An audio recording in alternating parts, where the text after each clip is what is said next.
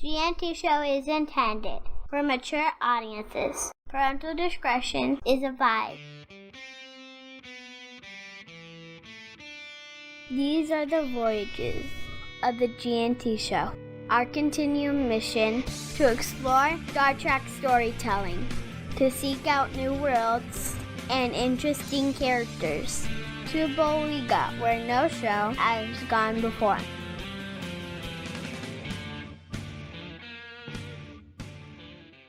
Live long and prosper, bitches. Good morning, everyone. Welcome to the G&T Show, episode 218. I'm Terry Lynn. Jolan True, bitches. There she is, to my left, your right, still wearing her New Year's gown, but with tears and rips in it, with the one heel broken. It's Terry. I am the whore of Babylon. And it was your anniversary, by the way. So yeah, it was a good time. Awesome. There he is to my right, your left, with his hair in ponytails, which is interesting, and his beard in a ponytail. Ceridian. Kapla! It's Wendy from Wendy's. But and not. There she is, in her sensible shoes with her hard buckles and her It's Jesfa. I'm dressed. I'm cosplaying as a pilgrim, actually. Good morning. Good morning. Her buckled shoes and her short buckle pants. hat too. The big buckle shoes. It's a little cold for short pants. Sorry, there's long underwear underneath them. I'm sensible. Yes. She's not crazy. She's sensible yet stylish, ladies and gentlemen. Oh my gosh. What did you do this week? Coffee clutch. Well, happy holidays, everyone. How was everyone's Hanukkah and Christmas? And did you guys have? Yeah, I think we got to talk to Janet after Hanukkah, correct, my dear? We did. And so, yes. But we haven't really had a show since before Christmas, and it was awesome for me. I just loved it. The holiday was just a blast. My brother and sister-in-law traveled from California with their 10-year-old and 4-year-old, and so the house was full of children that we haven't had quite seriously in several years. And we had a big old Christmas filled with video gaming and naked 4-year-olds. It was running around. It was hilarious. I don't know what is it about services. Well, what is it about 4-year-olds, man, that just they don't want to wear clothes? Say what? What is it? 4-year-olds, they don't want to wear clothes. They just, they get home from you go out shopping or they went skiing. It's like the moment that he got back into the house, it was like, okay, clothes are off, and he just runs around because naked. 4-year-olds understand that that's the best way to be. Yeah, okay, that's kind of what I figured, but. When I can't believe I'm going to share this, but when I was God, no. When I was 2, 3 years old, my mom or grandparents did buy me a new pair of shoes, a new pair of sandals. So what I would do is I'd put hard them buckled on, ones. Probably, and I'd get completely naked, and I'd go running down the street because all of my aunts and uncles and cousins and everybody lived on our street. So as I run down the street showing all of them my new shoes, and apparently my tallywhacker as well. But yeah, it was. Wow. So you got hold on, Mike. Let me understand this.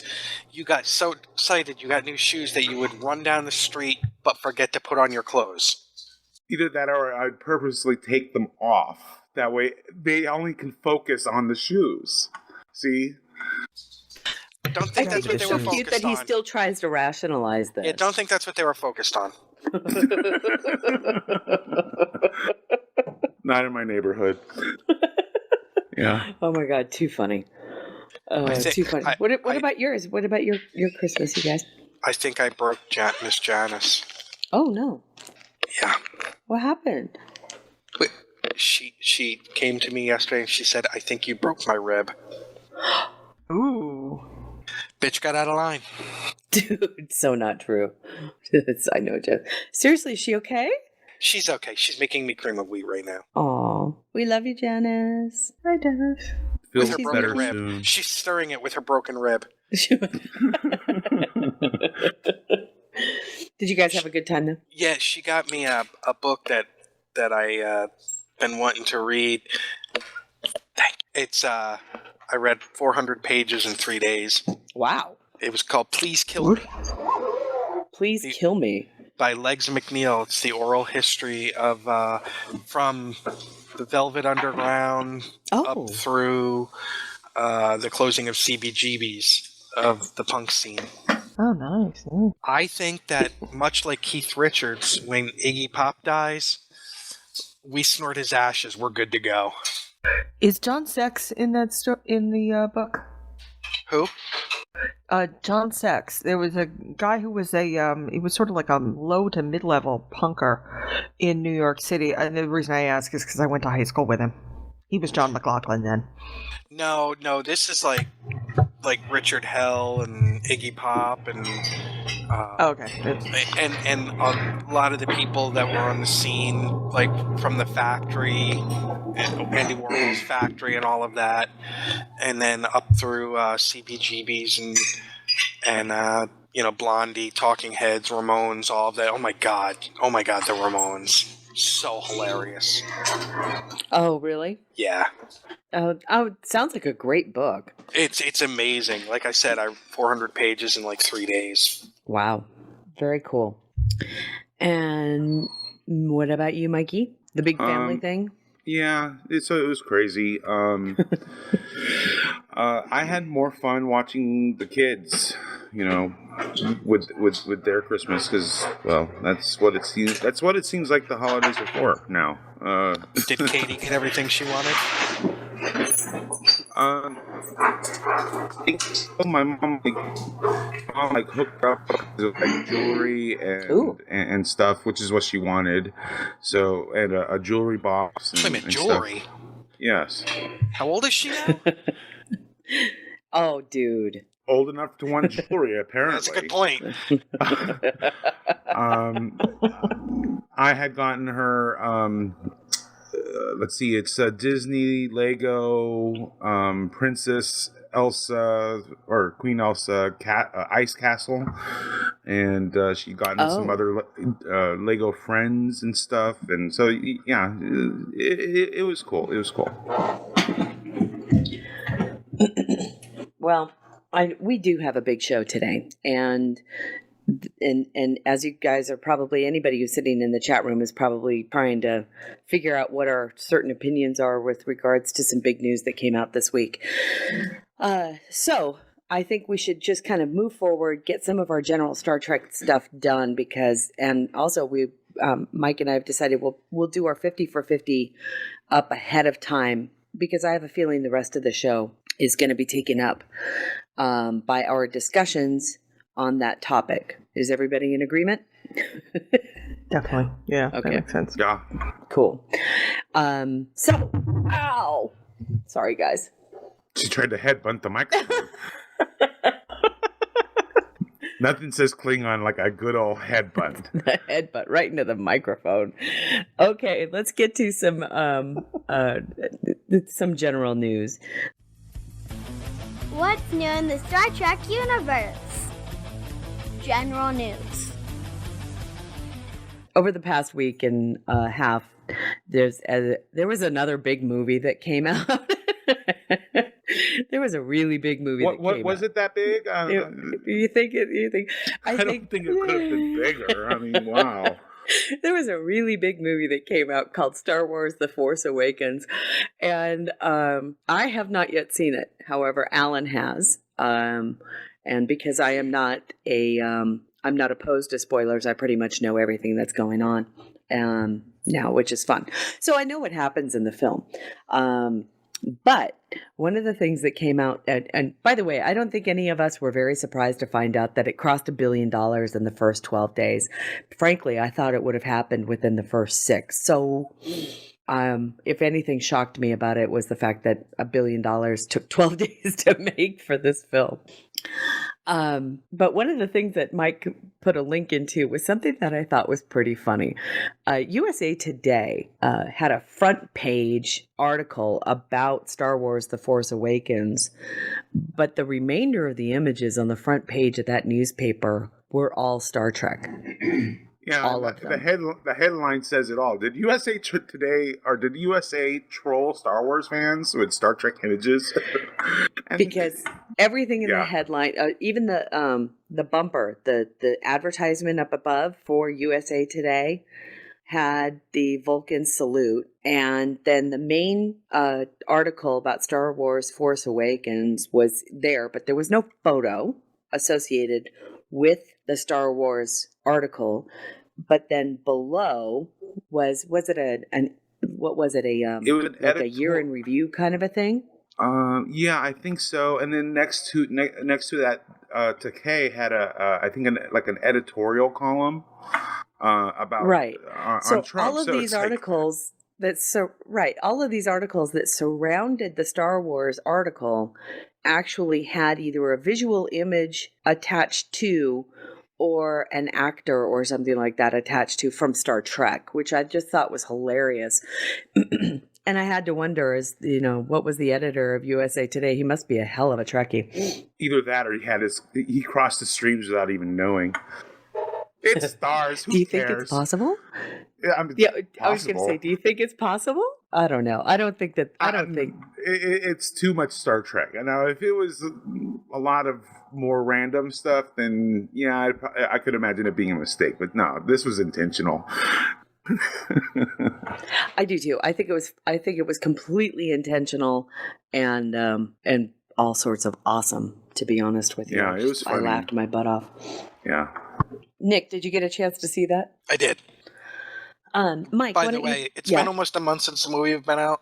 There's no such thing as a spoiler now. I agree. I think that at this point in time, it's been a couple of weeks since the movie came out. I think that spoilers are off the table. It's been released globally.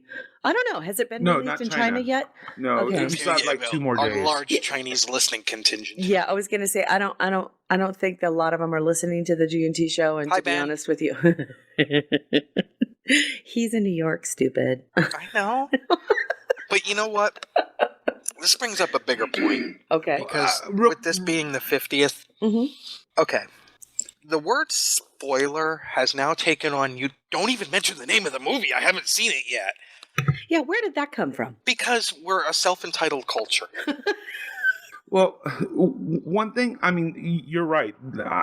People have really respected spoilers, it seems like, for this film, more so than any other. It's like, it makes me wonder, was there like a subliminal message in the film saying, you shall not spoil this? No, I think just so many people wanted to see it. Did Skywalker wave his hand in that final moment and said, you will not spoil this to your friends? I think so many people wanted to see it that they just didn't, Yeah, but after like the third viewing, I mean, you'd think something would slip. Well, it's really, really sickening isn't even the word to me that I'm watching people get unfriend each other because they talked about something that was in the freaking trailer.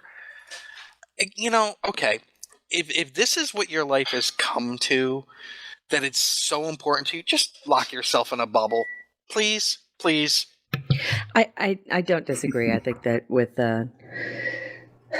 technology, the way that it is, the fact is that we all get news almost instantaneously now. If it runs a fine line. There are certain things that I have to remove myself. It's sad that I do, but I have to remove myself from social media and from the internet and from any kind of contact.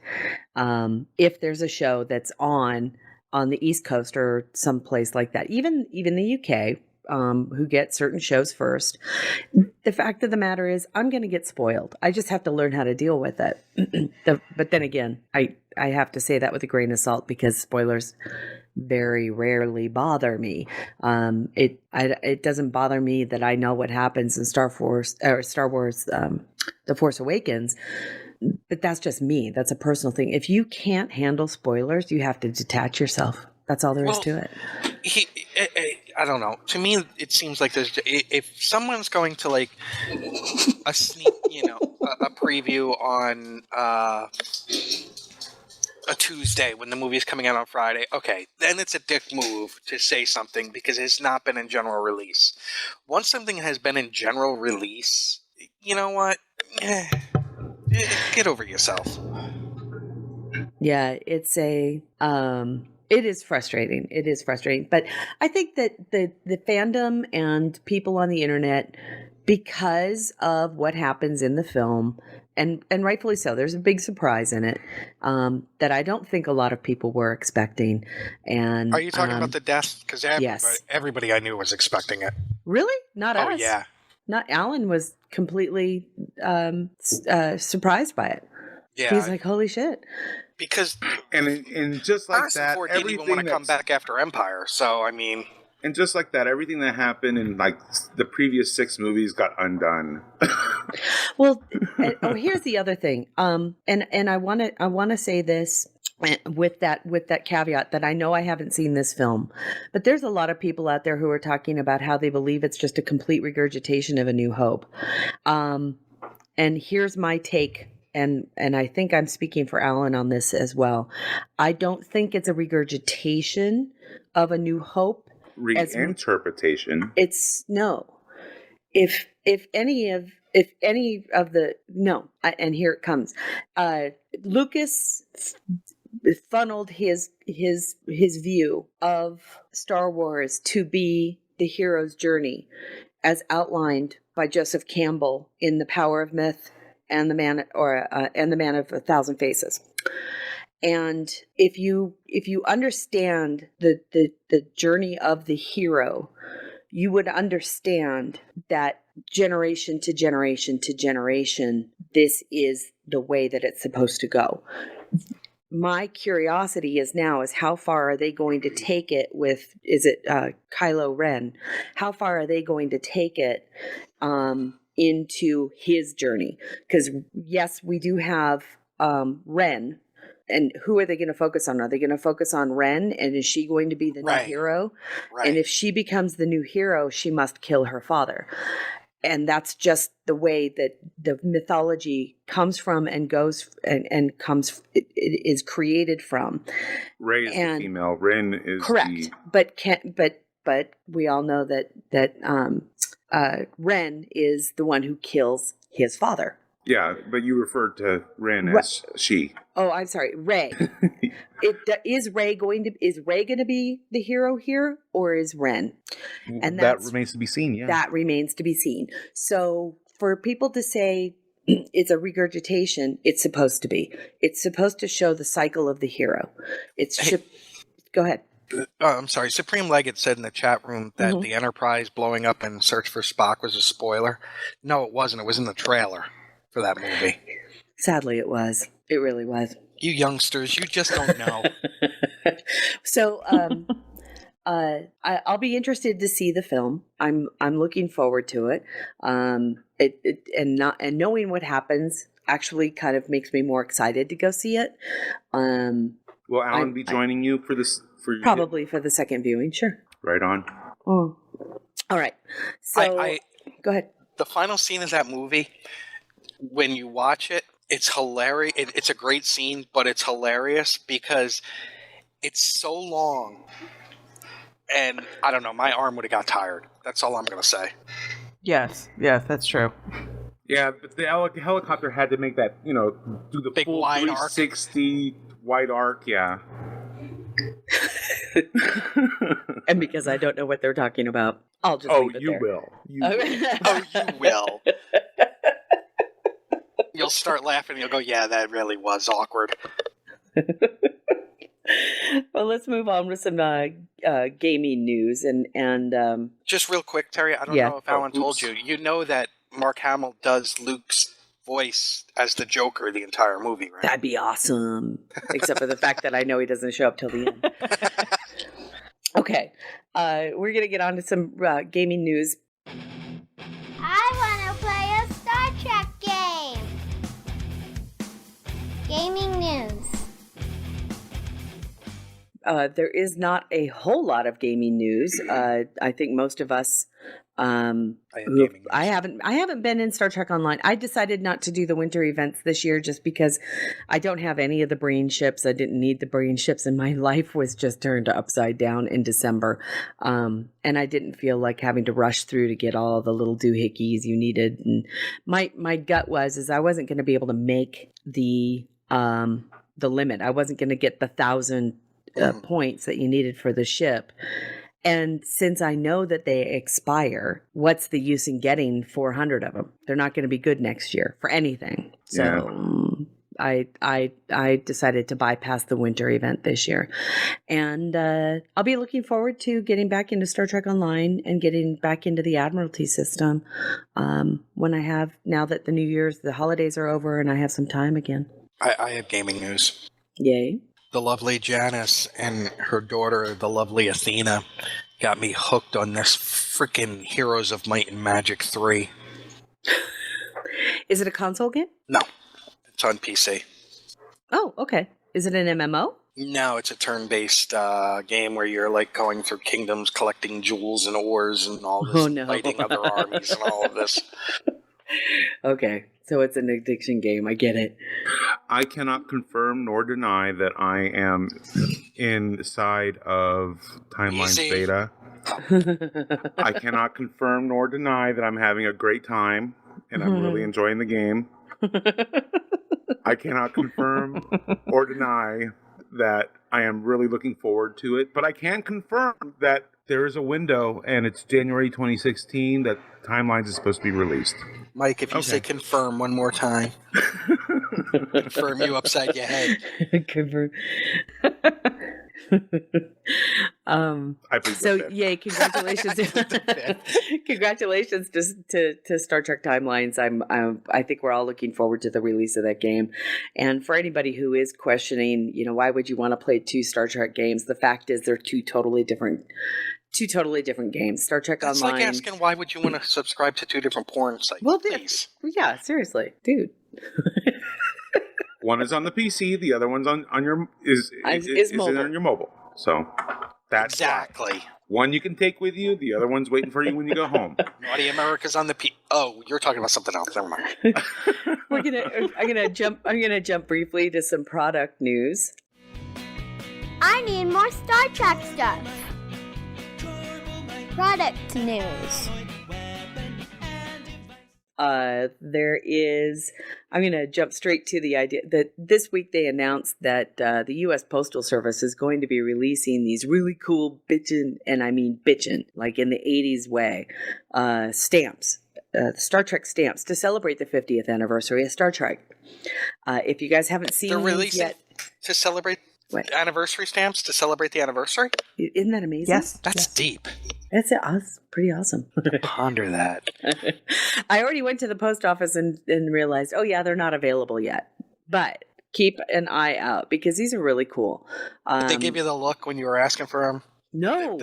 What was really cute was I think both people behind the desk were like, "We're getting Star Trek stamps." I was like, "Yeah." Mexico. It was awesome. So the Placitas post office is straight out of Mayberry. Did I tell you I had to get hospitalized? Why? I had a really scorching case of Placitas. It was terrible. Yeah, you can't scrub that stuff off. And it hurt when I peed. Oh, come on, Matthew. What did he say? Why are you going to bring me down, dude? He's got a picture of Lemmy. R.I.P. Oh, yeah. God damn it. I know I wasn't, no, I guess you guys won't be surprised. I wasn't believe it or not, as much as I love heavy metal, I was never a Motorhead fan. Motorhead's an acquired taste. So, but Lemmy is proof. If you're in a he's band, a cool dude. Anybody can get laid if they're in a band. He's proof of that. Am I wrong? No, you're not wrong. Steven fucking Tyler. Okay. Yeah, that's true. Yeah. Peter Mike. Fucking Wolf. Mike, there is a link on this page that talks about a new product, the Precious Moments Star Trek Live Long and Prosper figurine. Is that what is that what I think it is? Is that a Kevin Dillmore thing? I gotta look at this. I gotta look at it too. It's been a while. Oh no, it's Hamilton collection. Oh, it's Precious Hamilton. Moments, all right.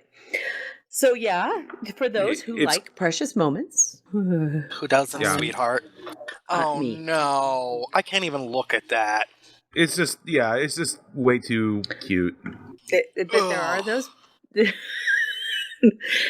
Okay, there are those of us who are on the show who do not appreciate Precious Moments. However, there are listeners who might. No, not in our audience. Precious Perry? moments. I love the Yeah, little he's a real dog. Precious Moments guy. I love the little dog. It's got Spock ears on. I mean, come on. I'm sorry, God, I don't think see what I'm Son loving the walking most through is the the mall look on going, Alan's oh my face God, right it's now. a Precious Moments, and running. I'm loving the fact that it's too funny. What does he have like an eyebrow raised and going? What the fuck are you guys doing? No, it's more like this look of astonished disgust. From who, Alan? Yeah, it was pretty funny. But to be honest, I don't want to make fun of people who like Precious Moments. I'm just not one of them. But if you are and you do collect, or you know somebody who does collect them, there is a new one available through the Hamilton collection. It's $100. And That's steep. Well, it's Hamilton. These things collect, Yeah, man. that's I'll tell true. you. Yeah, they do. See, I collect Hallmark ornaments. I can't throw too many stones. And it's actually like a couple at a lounge chair, and they're watching Trouble with Tribbles, and it's really cute. It really is cute. Yes. It's the thing. It's You're gonna need a cute. tetanus. That's you the need a yeah, tetanus exactly. shot because it's so cute. You mean an insulin injection? An insulin injection. Mike stepped on a nail. Hey, Mike. You know what I meant meant. to ask you because you haven't mentioned in a while, and I hope this is not a bit. Is Buddy still around? Yes, he is still alive. And Well, you mentioned tetanus shots, so grumpy as ever. Oh, we love Charlie. Charlie is doing well as well. And how are the Wonder Twins, Terry? Sleeping. One is kind of halfway shoved under my chair right now, and the other one, Chloe's curled up in the ball in the middle of the room. Aww. They're snoozing. They're all snoozy. They had a good Christmas. They got to play with the kids, so that was fun. I think that Hayes, our 4-year-old nephew, threw Casey for a loop, though. Casey isn't one for loud noises. No, he's not. And Hayes has a high-pitched scream that turned Casey into a terrified ball of jelly. You need me to send Casey some of my anxiety meds? It was pretty funny because, Hayes would run. He would be so happy playing with the dogs that he would be like, and then hit that high-pitched scream. Casey would turn around, walk over to me, and he was just shaking. Poor Casey. I felt so bad. I did. Dog whistles don't go that high. Help me, Mom. My God. I'll tell you, it was sad. Chloe just kind of, how she is. She monitors situations from afar. All right. So getting back to Star Trek products. Yes. The boots. The boots. Yeah. I have to admit, I'm not one for like the UGG boots. Except I thought it would always, I think of them as functional, big, nice, comfy slippers, right? But the Star Trek ones are really cool. For in my opinion, slippers. I would wear those around the house, and that's it. Yeah, but those are cute. They look comfortable. Oh yeah. And then finally, there is what StarTrek.com is calling their preview for the 2016 upcoming themed products. Is that the products? Are they doing? Oh yeah, I guess so, huh? So the new 2016 product line, the preview for it is on StarTrek.com, and they're Some cool previewing the stuff. Star Trek the Star Trek Encyclopedia. It looks like a beautiful new phaser and communicator from the TOS era. That's got to be a Star Trek Mad Libs. That's Mad crazy. Libs. Yes. Oh, That's I'm back gotta in be summer crazy. camp. We need to bring those to STLV Hold on, with hold a on. big Janet, bottle of. tell us about summer camp. Yes. In fact, we need to also we need to incorporate Star Trek Mad Libs Data. into our interviews at Vegas. You know, that's a Please good give us idea. an adjective. My God, we'd still be with Doug Drexler. And it would still be awesome. Yes, it would. Eleemosynary. There's an adjective. We can't gloss over. Janet started to tell us about her camp adventures. I want to hear Yeah, this. please tell. I Was it actually went sleepaway to- camp? Yes, I went to a very crunchy, kind of hippie sort of camp. Even better. You have Camp Titty you have Cock. done. Pretty much. Jesus, Mike. You have to understand this was the 70s. So were you in a and, big cabin filled with other girls? Please, tent on platform with other girls. No electricity, no running water, no lie. So you had to snuggle together to keep warm? Not quite that bad. And yes, they but were in main- Catholic school uniforms, Nick. Were there main- pillow Pillow fights and fights bras every and night. panties? Yeah, I that's don't, what that I one's don't know coming. if I even brought a pillow with me. Actually, Don't this was feed him, Janet. sleeping Hey, bag. pillowcases It full was of rocks. cold. I was thinking that, Mike. That Only time one of year shall in Maine, leave. it's cold, Yeah. cold. Yeah. And so there was a lot of flannel and long Nice. straight hair and Listening to headbands, Cheap Trick and peace signs. We used to have dances when one of the God. counselors would come over with his car, and they would rig up his car radio somehow, and the poor guy probably had no battery left by the end of it. And how much pot Yeah. was smoked? Please, counselors used to take that stuff from us. Yeah, and then go smoke it themselves. Of course. Now, speaking of, I just gotta say this. What? Cheap Trick in the Rock and Roll Hall of Fame? Really? Yeah. And not Zevon? And Not no the Cars? nomination for The Cure? The Cars are in. The cars No, are in, no, aren't they? no, I don't think so. Or is it just Rick Ocasek? No, I think it's The Cars. Cars? I don't know. Yeah, the Rock and Roll Hall of Fame never ceases to just stymie me. There's no doubt. Well, Oh, sorry, they I were was nominated. listening- My error. yeah, The Cars are inducted. They were nominees this year. They're getting inducted this year. Yeah, but I don't think they got in. Yeah. I don't know. Hey, did anybody? I know we're on a squirrel right now, and on a music squirrel, no less. But did anybody catch the performance by the Queen of Soul at the Kennedy Center Honors? No. Oh my God! She was she appeared at the Kennedy Center Honors to sing "Natural Woman" for Carole King. So holy crap! I'm sorry. You it know was what? They amazing. I don't think the nominee. They're all They haven't nominees chosen this yet? year. They haven't chosen. Well, I don't know though, because Well, Los you figure Lobos that was out. nominated. while you figure that out, Los we're running Lobos was low on nominated. time, dude. Los Lobos. Well, from a Western point of view, they were pretty groundbreaking. Okay, but I know. from a Western point of view, but that. Okay. Yeah, there's a lot of bands that drew a lot of people that their music influenced and was influenced by And the again, region The from Cure's which they never came. been nominated. And I agree that is a shame. No, it's about time Deep Purple got in though. Yeah, true. Wait, All right, go ahead. getting back to, I'm gonna thwart you. Don't Moving. make me get Kylo. Oh, emo. That's the Cure, right? He listens to the Cure. No. And they He weren't has the nominated. tantrums he has. You haven't seen the movie, Terry. You don't get the reference yet. Wow, Mike just pulled the. You didn't get to see it yet. He did. It's a Z See, snap. I'm And sorry, he's but right. I'm sorry, but yeah, I don't think she gets the reference yet. So you were talking over her head. Sorry, but yeah. Oh, Alrighty then, moving right along. All right. I did want to touch on one of the things I thought was very interesting in the upcoming products for 2016, and that is Crosscut will be publishing the first official Star Trek novel written by German authors. A trilogy of adventures to be called Prometheus will be penned by acknowledged Trek experts Bernd Perplice and Christian Humberg.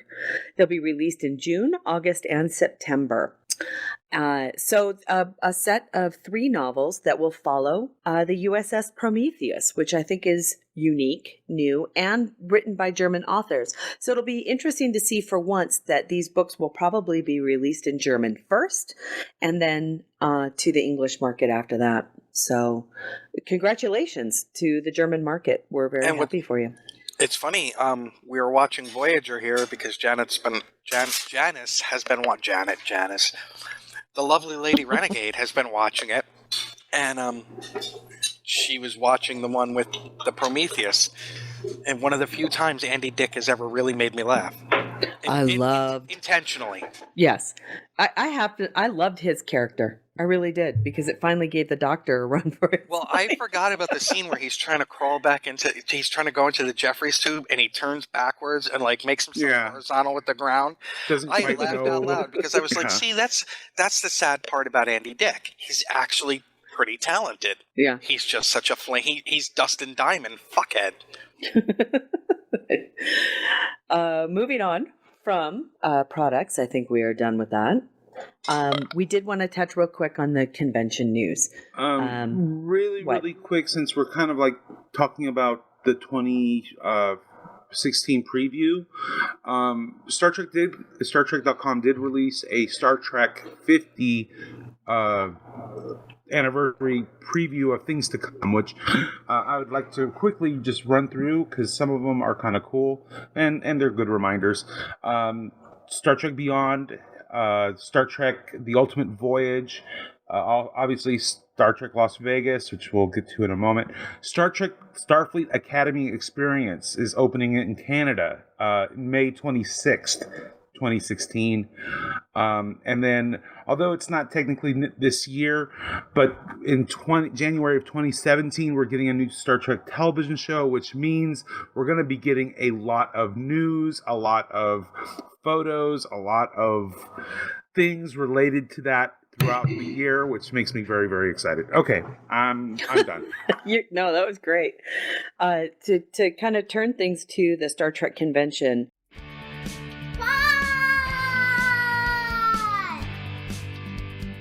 Convention news.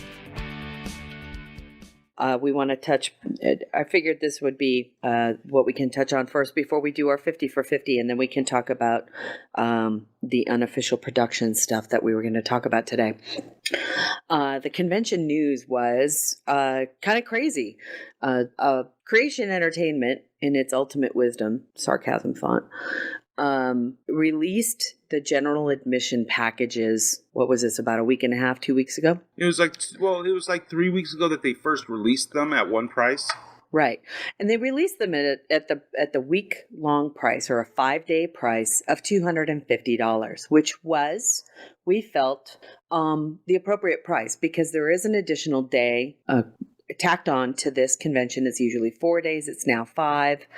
And they sold out in like record time. And they did. They sold out in record time. And more agitating than anything is the same problem I had with the way that Creation handled the email thing. Exactly. They released these seats for sale. And a bunch of people actually went to Creation Entertainment's website and listed their email address to be notified when things went on sale.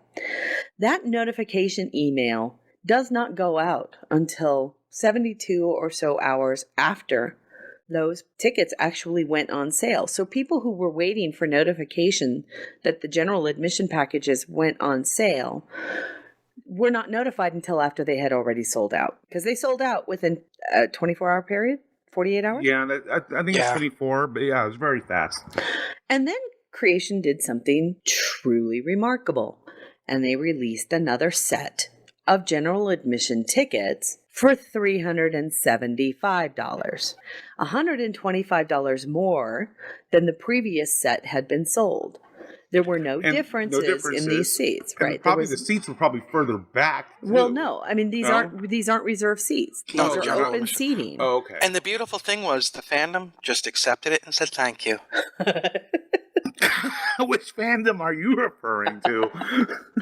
The good news was the fandom did not accept this and move on with it. The fandom blew a gasket, and there was a They lot. took the nuclear option. Yeah, well, and to Well, me, we you know know what, and people that rightfully so. we know people that asked for refunds. We know people that asked for refunds saying it wasn't fair. And refunds not on the $375 ticket, refunds on the $250 ticket.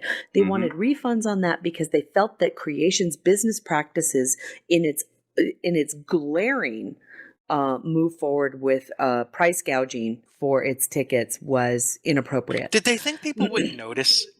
You know, I think that they thought that it would move the same way that it did because they did the same thing with captain's chair tickets and copper tickets. They did a lot with the same thing with a lot of the reserve seating. They would release another section and that section would be more pricey. And I think it was a little bit different because those people felt that they were getting something better than the general admission. And that was they get a reserved seat. Right. They get that same seat. So they released them in the same stepped format.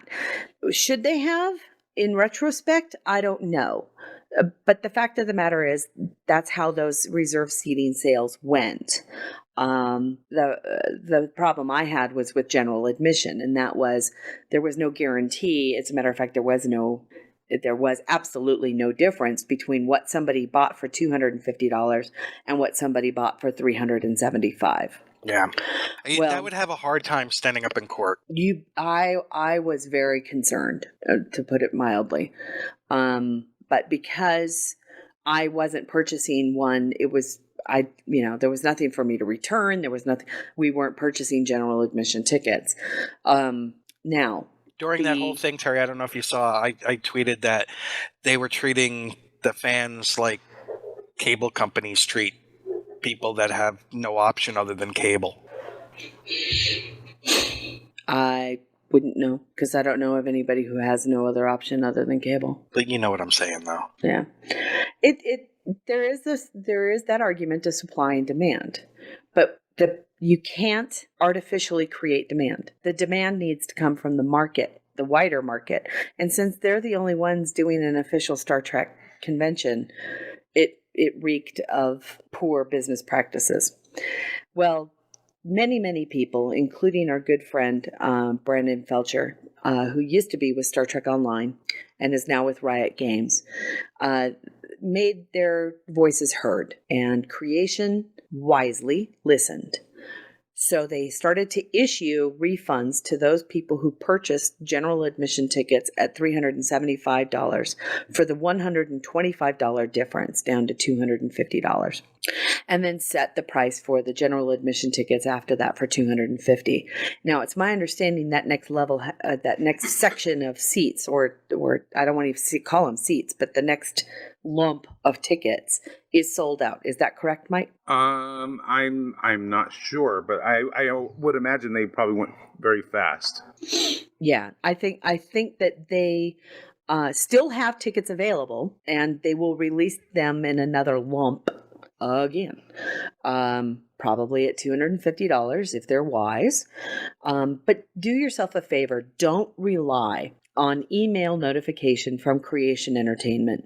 Their systems are just flat out not integrated. They don't pay attention to them, and they probably only work on a business hour situation with regards to their internet and their electronic capabilities. They will put these tickets out for sale and not announce it to the internet or to the email subscribers anywhere near the point in time you'll need them to. So do yourself a favor, check the website frequently. And by frequently, I mean several times a day. That's it. That's the only advice I can give you. It's going to be crazy. It's sold out. The Rio is sold out. They've got a secondary hotel across the street. They have blocked rooms at the Palms Hotel. It's going to be. Jake Galloway says copper and general admission tickets are available. Okay, so they are available. Thank you, And Jay. let's face it, I think there was a demand to up the price because people want to hear Adam talk more. So people, what? You know. I think you're kind of lying. Oh, that's okay. I don't know. It was that was just a really crazy week, and I am very grateful and that Creation Entertainment did the smart thing and made all of its general admission tickets the same price because let's face it, there is no difference between one general admission ticket and another. The argument could be made that there's a difference between Copper and Captain's Chair or Copper and whatever, because these are reserved seats and the seats are in a different position. I can almost understand that's the only difference. I can almost understand the price changing a little bit if it's like at the door versus pre-order, but pre-order should all be the same. I agree. And having and the reason why there's a difference between, a pre-order and an at the door is because there's actually a labor cost differential. It costs a company less to deal with a pre-order than it does to deal with somebody standing in line where you have to have a physical person selling those tickets. So if there's a big demand at the door, there's a cost differential there that they're trying to recoup. Yeah, but that would make more sense. But right. No, if it's pre-order, the price better be the same. Yeah. Yeah. And here's the other thing, too. Is you can't forget that Creation Entertainment prides itself on only selling as many tickets as there are actual physical seats in the main ballroom, not the secondary theater, just the main ballroom. Meaning that once those general admission tickets, of which there was only a couple, you've seen that ballroom, Mike. What, maybe 2,000? Maybe 2,000 seats? Maybe 1,500? It's huge, but yeah, But compared to the rest of the, reserved seats, I'd say it's probably only about a fifth of that auditorium. Once those general admission tickets are sold, they won't sell anymore. And I am concerned there's a bunch of people who are saying that they're going to wait for a Groupon or when the per day tickets go on sale.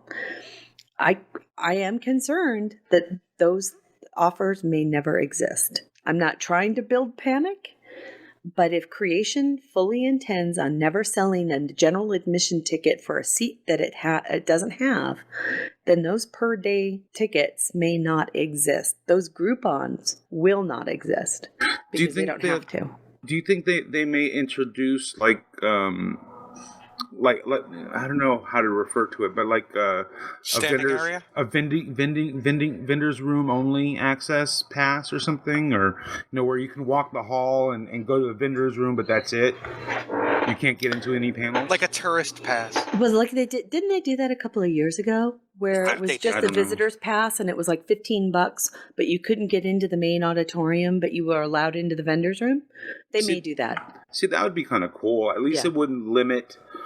It wouldn't limit people who want to just come and hang out with their friends and don't care about the panels. Right. You'd still because they've heard them all 1,000 times. Exactly. Already.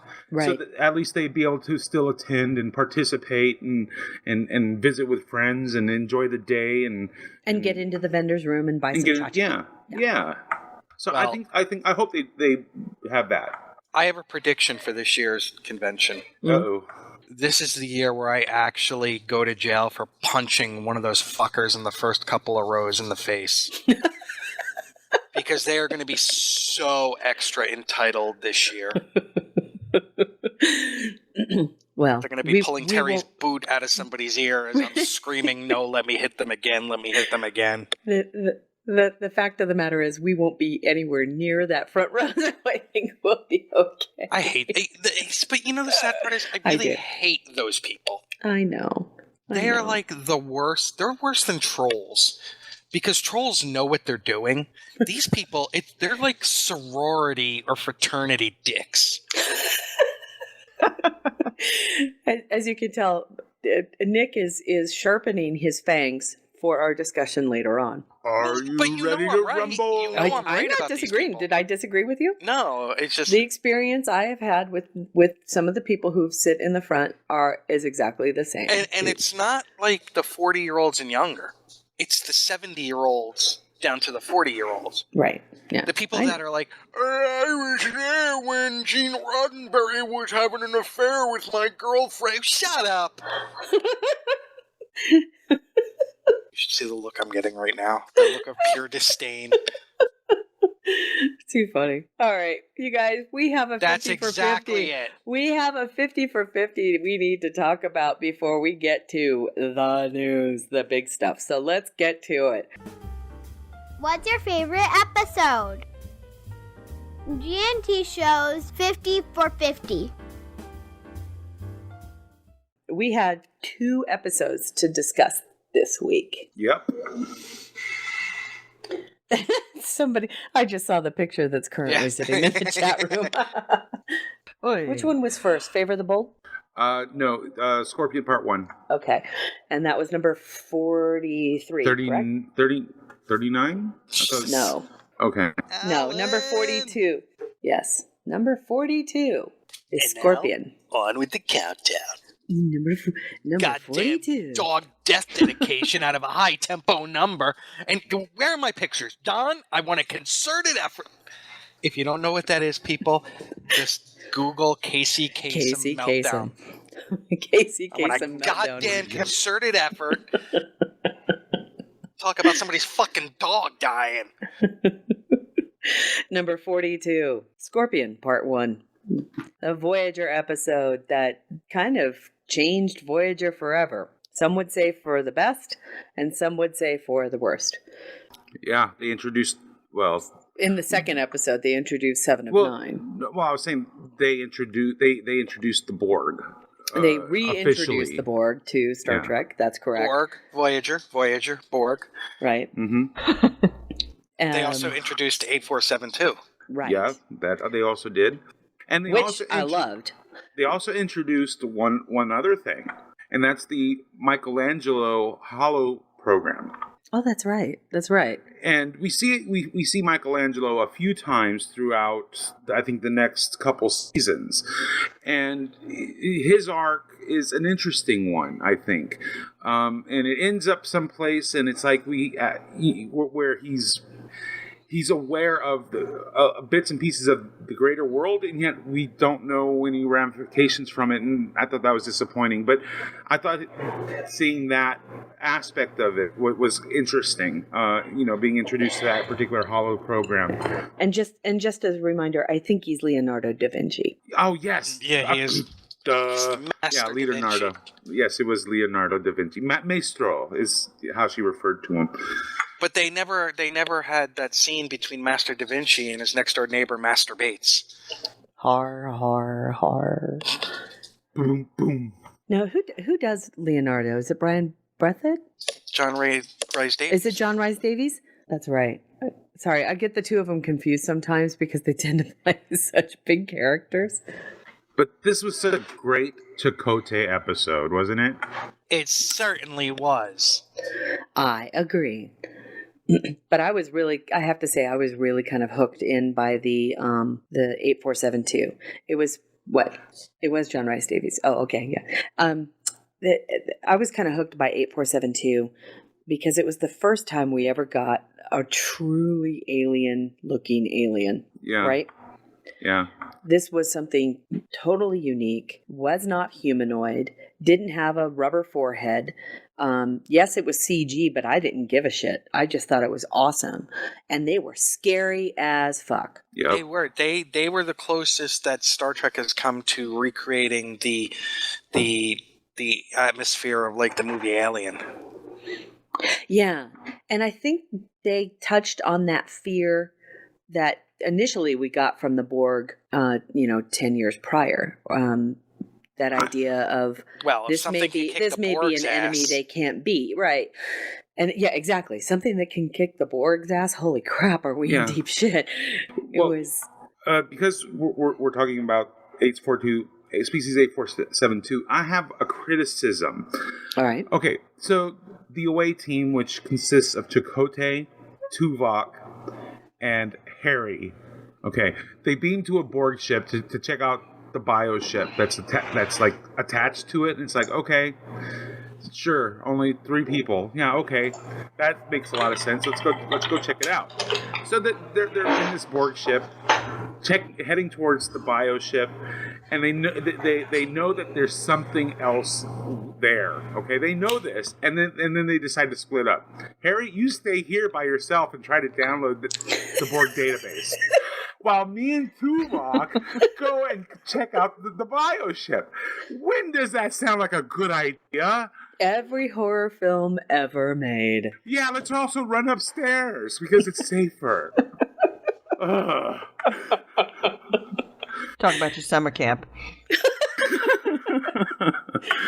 It's true. It's true. Yeah, Well, I was kind of Mike, disappointed. that's that whole, Janice and I have been watching Voyager because she's, it's her last Trek series, and Mhm. and we're in season 4, 5, 4. Hello, 4 She's or busy. 5. She's making you cream. Voyager. Dude. That was a while ago. Okay. But it's the classic Star Trek thing. We've got a ship of over 100 people. You two that I see in my line of sight. You come with me. Never mind who's best suited for the mission. Yeah, I just once again, it's not only is it the fact that it's a bridge crew, We're but beating it's down. Harry, and they leave Harry behind to go do the menial work. As And it's Supreme like- Leggett just pointed out in the chat room, that makes Harry the society girl of Voyager.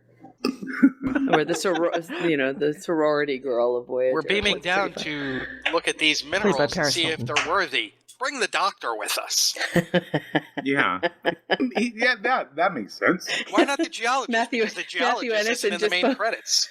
Matthew Anderson just posted in the chat room I that love wonderful that guy. picture. That ad just cracks me up of the kids hiding out in the saw barn. And how subtly he rolls his eyes. It's like, oh my god, they're so stupid. Why don't we get in the car that's already started? What are you, stupid? But all in all, kind of to bring this to a result, I should have. Well, I have Go one ahead. more thing to say. Please do. Oh boy. And I was very pleased to see that Chakotay was able to get his cojones out of Janeway's purse. Finally, What? Repeat that. I was pleased to see that Chakotay was able to get his cojones out of Janeway's purse. He got his balls back. Oh, too funny. Too funny. It is a great Chakotay episode. It really is. And I was pleased for that. I will say this. Yeah. Watching But with but Janice, he's about to lose him again in the second Yeah. Oh, part, of so- course. watching with Janice, He has to put him back in after the purse. 7 came on, Yeah. Neelix had a much more thoughtful role than I remembered. Well, that might And I be- am not a Neelix hater, as you know. Right. Well, and that might seriously be because Seven's character changes everybody on the ship. Yeah, she changed mine. Hey, hey, what are you talking ba-dum-bum. about? Hey, Jerry, right? What's the next episode, Terry? The next episode is number 41. Favor the Bold, DS9. We really So- get to see. I really love the way that the Vorta are portrayed in this. We really get to see who they are, and stuff. And of course, Jeffrey Combs. This is the one where they kind of realize that they're having their ass handed to them and they need to do something about it, right? They have to take back Deep Space Nine because the Dominion has figured out how to bring down the minefield, and reinforcements are on their way. Okay. Oh, is this the one where we end up with the reinforcements all disappearing miraculously? No, that's the next one. Okay. This is, it's like, this is the oh shit moment where they realize we cannot wait any longer. It has to be now, or everything will be lost. Got it. I like remember this this one one. because we see Ben as a tactician, thinking Yes. things through. Admiral Ross, of course, full of Ross awesomeness. And the one nice thing about Ross is that for once you finally get to see that working relationship and a healthy working relationship between the commander of the starbase and his commanding officer. You get to see them working together, talking like adults. There's no surreptitiousness about it. Ross is a guy who understands the same tactical problems that Cisco does. For once, it was really nice to see the good admiral, the smart admiral working with the smart captain and seeing that battle, that inevitable battle, and how important it was going to be. Yeah.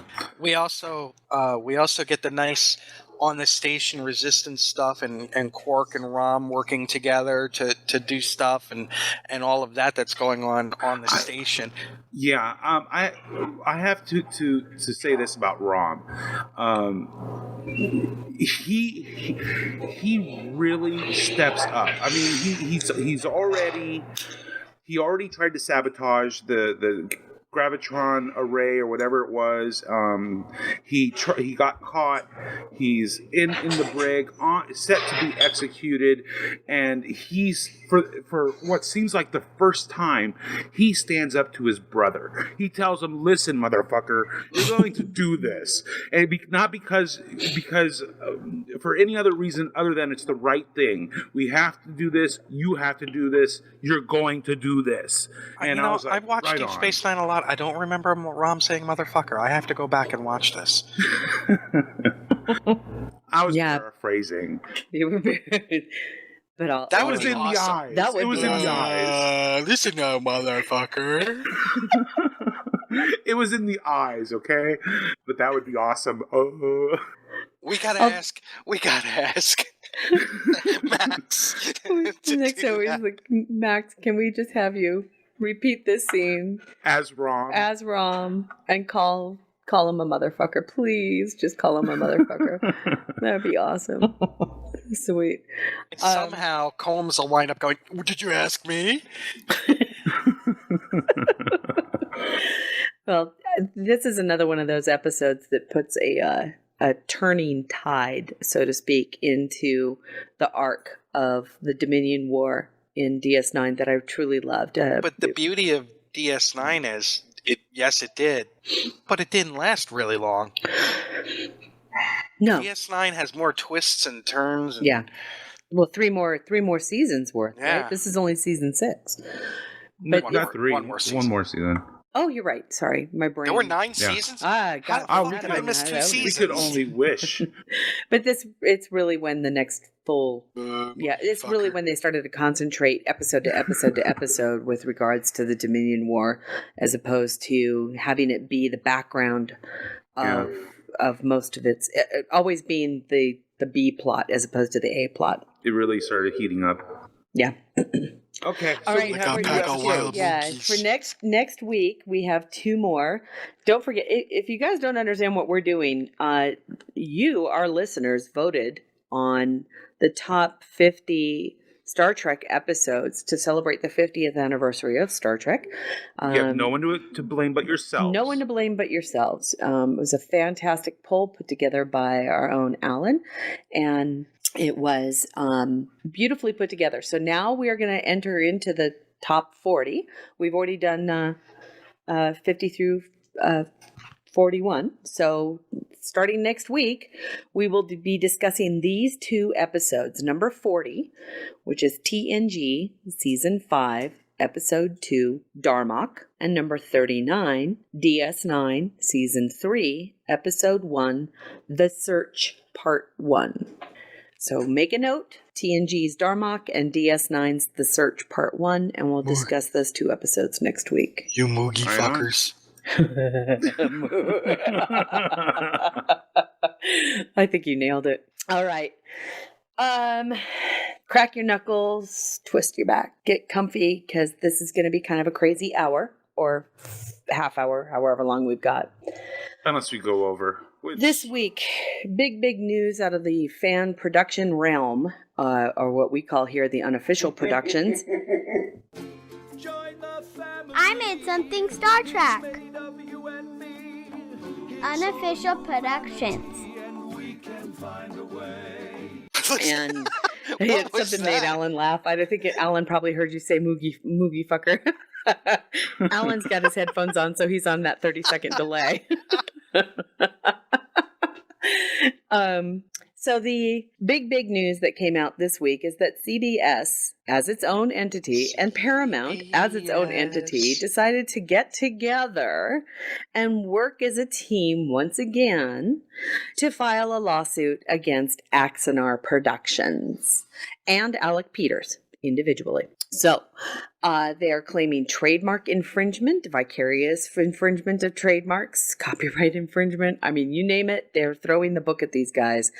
And they're claiming $150,000 per trademark violation, which could, as it's outlined in the complaint, add up to a few $1 million, no doubt. So, we're here to kind of talk briefly about the timeline. We're going to talk briefly about the concerns that We already we've talked always... about timelines. No, not timelines. The timeline of this incident, as well as our opinions on the probable outcomes and some of the hairy stuff that's been going on in the community since this lawsuit was filed. And yeah, and we all have very distinct opinions, and I think most of us are probably all pretty much on the same page. No, it's not, Anthony. And Anthony disagrees with us. I can tell you that right now. Janet, explain to him why he's wrong. You're a lawyer. Okay. She's like, okay. Did you hear her set her suitcase, her briefcase down, and take out the papers? Okay. All right. First thing I want to She's do our is Jack boy. Yeah. All right. She's gonna lay the foundation here. Okay. I want to first actually lay out my credentials. I am a 1986 graduate of Widener Law School, which is in Wilmington, Delaware. I took and passed the New York State Bar in July of 1986. I was admitted to practice law in New York State December 10th of 1986. I stopped practicing law June 6th, 1990. However, I am still in good standing. I am considered retired according to the New York State Bar. Here. Thank you. If I pay up my dues, I can go practice again tomorrow. I never practiced intellectual property law. I will tell you that right now. I was a insurance defense attorney. I did tort practice. But I can still give you a lot of the skinny on this because essentially this is just a different kind of tort. Torts being civil law. This is civil. Nobody can go to jail for this. That's a very different animal. We'll talk a little bit about that later, hopefully, if we get to it. But I want to start sort of with the background of this. A couple of years ago, Alec Peters writes a script. He puts together something called Axa-Uh-Oh. According to this is it's sort of a continuation or a prequel piece to the Battle of Axa-Uh-Oh, which is mentioned in TOS, and the main character is Garth of Izar, who is a character in TOS. That character is mentioned one time, is in one episode, although he's the star of that episode, so he's the guest star. However, the prelude to Axa-Uh-Oh is essentially a bridge piece. It's about 20 minutes long, and it goes from, it's pulling from Enterprise and hurtling it towards TOS. And that scene is virtually all talking head stuff. There are some CGI backgrounds and whatnot, but much of the talking head stuff is Soval. Ambassador Soval is a canon character. He is being played by Gary Graham, who is a professional actor, and this is Gary Graham's role. So this isn't somebody new taking on this role. This is the person who was paid originally by the people who put out Trek at the time. I don't think it was, the names do change, but he was hired for this role, and then he was hired by Peters for this role. So he's reprising his role. According to Memory Alpha, Saval was on screen 11 times in the Prime universe and 1 time in the Mirror universe, and he's also mentioned another 4 times. So you've got a character who's been definitely on screen 12 times, in canon, on television, and 4 more times mentioned. That's a well-known, established character. So sort of forget Garth of Izar for the moment. Saval is deeply embedded within the lore of Star Trek, if nobody else is. Now a little bit of an explanation of what intellectual property, what this, a violation of that, kind of what that means. There's really just 2 elements of this stuff. One is the intellectual property is owned by someone, and 2, that it was used without permission. Notice how there's nothing at all, that says they have to make money. You could lose your shirt on it, and you would still be in breach. So understand that the money matters in the sense that it got CBS Paramount interested. It told them this was serious, and this wasn't just a fan film. This was going above and beyond. This was big bucks. Once they hit $1 million, they had crossed a threshold, basically. Didn't they also call it in their own stuff a professional production? Yes, and exactly. And that's a big part of the problem, too.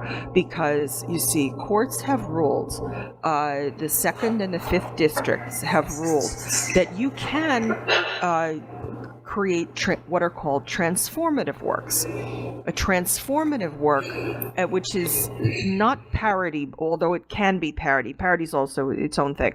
But a transformative work is when you interpret something that you've got and you remix it enough and you repurpose it enough, you can technically use it. And what those courts were talking about was the sampling that's used very often in hip-hop, where for example, a song called Ugly Woman used the opening riff and the opening line of Pretty Woman, Roy Orbison's old song, and then completely reinterpreted it. And the remainder of the song was different lyrics, different music, and a complete and utter parody. So that was taking just a tiny bit and then repurposing it. And you can also repurpose, usually, some of these others, like Stargate, talks about Trek, and they'll say phasers, they'll say a few things like that, and that's considered transformative because they say it very fast. It's really just a pop culture reference, and it's very small. But that's not what we're really talking about here. See, this is why I mentioned how often Saval is embedded within the culture of Star Trek. You can kind of get away with saying, well, Garth of Izar, it's only 1 episode, it's really quick, he's only 1 guy. But when you talk about Saval, it's a whole other can of worms, because this is not transformative anymore. Now this is an embedded character who's seen in several episodes. It's not Kirk and Spock, not quite that bad, but this is still somebody who is a frequent, long-time guest star. We're not talking about one little background player who was seen 1 or 2 times. No, he's a pivotal character in Enterprise in many ways. Precisely. This is a big character. The issue with the money, and also referring to themselves as an independent project as opposed to a fan film, creates another aspect, not really an aspect of the tort, but something that courts have taken into consideration, which is that the intellectual property holder is rightfully concerned that the public can become confused because they look at one and they look at another and they say, which is which? And what has happened in the last 5 or 10 years or so is that production quality has gone up so high, and also that crowdfunding has become so popular that you can get enough money and you can buy good enough equipment and you can put it together in a way that it looks fairly seamless. It really does look like looks like an episode. That's exactly right. In a way, this is why a lot of the fans are up in arms. They're saying, well, it looks better than Trek, or it looks as good as Trek. Well, that's not an argument in your favor. That's actually an argument against you, because it looks bad. Well, If this was some guy in his basement, you wouldn't have this problem. And production quality, and that is the pivotal thing, is that if there was somebody who did, and it truly comes down to everybody, if there was somebody who wasn't a Star Trek fan, who was given an official production and a copy of what is being produced by Axa-Uh-Oh, and they were asked to pick out the one that wasn't official. If they can't make that determination as a layperson and as a non-fan, therein lies the case for CBS. CBS can say right off the bat, we have been damaged because this other company is making money from the production of an IP that they do not own, the characters they do not own, and yet they are making a quality production from our property that cannot be differentiated by the layperson. And it's already happened, Terry. I know. CNN, when news of the new series broke, they played in the background while they're talking about the new series. They actually showed a clip from Axa-Uh-Oh, because they didn't even realize that it wasn't that Axa-Uh-Oh was.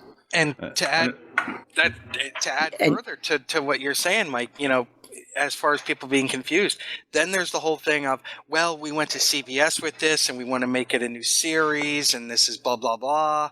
And there are people out there that still, believe it or not, think that this is a new CBS series because of the way that it's been talked about. It's a hell of a pickle for this. I think that it was a concern. Add on top, now mind you, Janet, and please correct me if I'm wrong, but that's truly that's the lawsuit. That's a lawsuit in the nutshell, and that is CBS is claiming it was damaged because people can't tell the difference and may not be able to tell the difference. And the fact of the matter is, Axa-Uh-Oh does not hold the rights, does not own, does not have a license, does not have any right to produce high quality or indistinguishable productions. Indistinguishable, yeah. Because, of course, now... Okay, hold on. Wait, okay. Okay. There's a certain subset of fans out there. So are we going to go to the Getty rant right now? We are. Okay, so I'll just mute my mic. And do you see how I'm starting out? Glad I didn't miss it. Part of the reason I wanted to say this up front and to make it very, very clear is that the lawsuit is one thing. Yeah. There is a whole different aspect to this that people are missing the boat on, and we want to make it very, very clear that has nothing to do with the lawsuit. Okay, now, Getty, I do want to ask Janet before I get on my rant. Does the fact that people were receiving paychecks for this also factor in? It does. Now, it's not really an aspect of the tort, but what it is saying is that what CBS is now, and Paramount, what they can also push is that there is a profit being made off their IP. Now, by no profit, permission was made. By profit, you don't necessarily mean money being made, right? You just mean that somebody's accepting a paycheck for it. Well, that is money being made, though. I mean, well, that's the I know, thing. But when people think of profit, they think like, okay, if it costs $1 million to make it, then it's got to make $1 million and $1,001. See what I'm saying? No, I understand, but I mean, here's the deal. I'm sure that CBS Paramount looked at this and said, okay, if Gary Graham is getting paid to to be in this episode, or Richard Hatch or anybody like that, we're going to be cool with it. And the reason why is because these guys are members of SAG-AFTRA, and they have to be paid scale. What they do with their money after they're paid, if they want to sign their paycheck back and say, here you go, I'm donating my funds to this production, that's cool. And CBS, Paramount, they're probably going to be okay with that. They're probably fine with that. Another piece of this is if a professional electrician was hired or a professional carpenter was hired, I don't think CBS Paramount's going to get too upset about that either, because it's in their best interest to make sure that nobody gets electrocuted on set, or nobody gets hit by a scaffold or debris or breaks their leg or anything like that. And by the way, these people are all goddamn lucky that nobody has gotten seriously injured on any of these productions. So, just throw that into the mix, which is obviously not what's happening here. But if what's his name, Tim Russ, if he gets hurt on the Renegade set, you better believe that's going to be a lawsuit, and that's going to make this look like child's play. But the third class of people being paid is a much bigger problem, and that's the production staff. And it's listed in Axanar's own financial statements. They have made this available online, and they put it out there as a line item. It was like $150,000, I think it was, that they were paying to the production staff. So that is. That's and the people who are named in this suit, they're actually listed as John and Jane Doe's, and part of the reason is because the law firm that sued Loeb and Loeb, they're holding out the opportunity to maybe expand that number, but they're also allowing those people, if they want to quickly distance themselves really, really fast from this production. When people are named as does in a lawsuit, it means that they are unaware of those people's potential identities at this point. The law firm and the plaintiffs fully intend to keep their rights to name additional defendants as they deem necessary in order to assert their claims against any and all possible plaintiffs or defendants in a case. And they do that throughout discovery. So the moment that interrogatories start to go out, those people could be identified through discovery and could be named as defendants in that lawsuit as it goes down the line. And I don't know much about like law firm, but I have heard of Loeb and Loeb. That's a major, major. That's a heavyweight law firm. And let me tell you who Doe number one probably is. You think? Alec Peters' girlfriend.